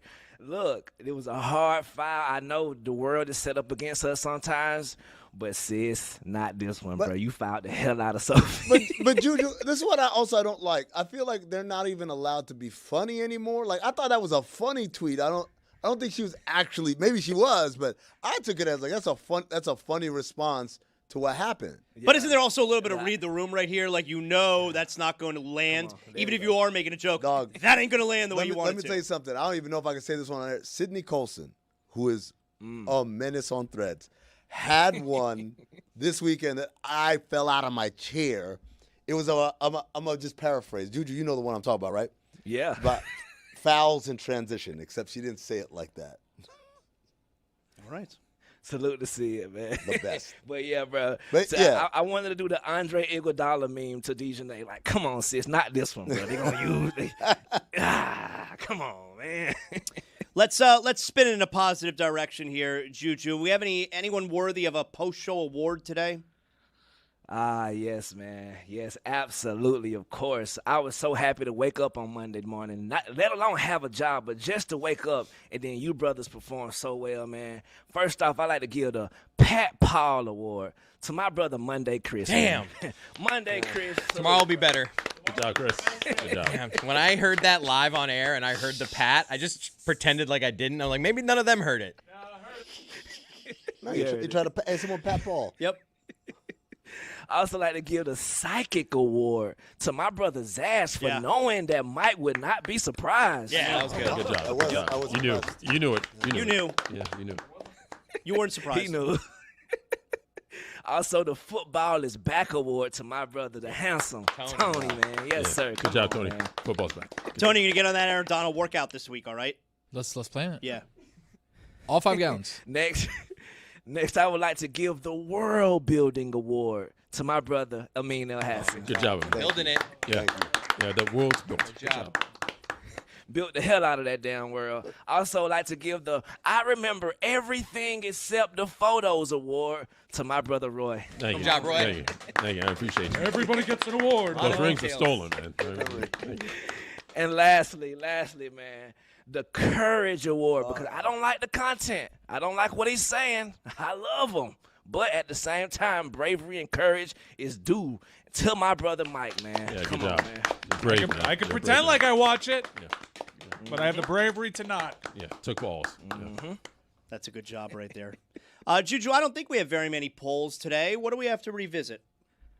Yes, sir. Is Adam Vinatieri a shy guy? 63% of the audience says no, he is not. Pat Paul, you got him. And last poll, before the last poll, I had to give a little advice to you, Zaz, for what I do on Uber Eats. When the Uber comes, 0 tip. Now I'm talking about 0 tip. And then after the handoff is there, okay, $3. But Juju, $7. if you start with a 0 tip, won't that make them message you even more? No, they don't see it. They don't see it. Oh, they don't see until, it? until after the delivery is done. Well, why do plenty of people tell me that they're going to take their damn sweet time if there isn't a good They're tip? lying. Those people are full of shit. Yeah, full of shit. Full shit. All right, that's good. That's good note, Juju. Thank you. Yes, sir. I think last poll. Go ahead, Chris. The only funny business I Chris, think. go ahead on Tuesday. I think the only funny business that they can pull is when they pull up to your house. They can then mark it as delivered before they've actually delivered it, so they can like at the very end see the tip before. That's what I've been skeptical that can happen. Okay. Spit a hawker in your soda? Like, what are they going to do? Maybe. It's not tipping a pleasure. Close one. 52% of the audience says no, and those are your polls. Pat Paul, you got him. They like to tip. Thanks, Juju. Thank you, guys. Thank you. Good night, everybody.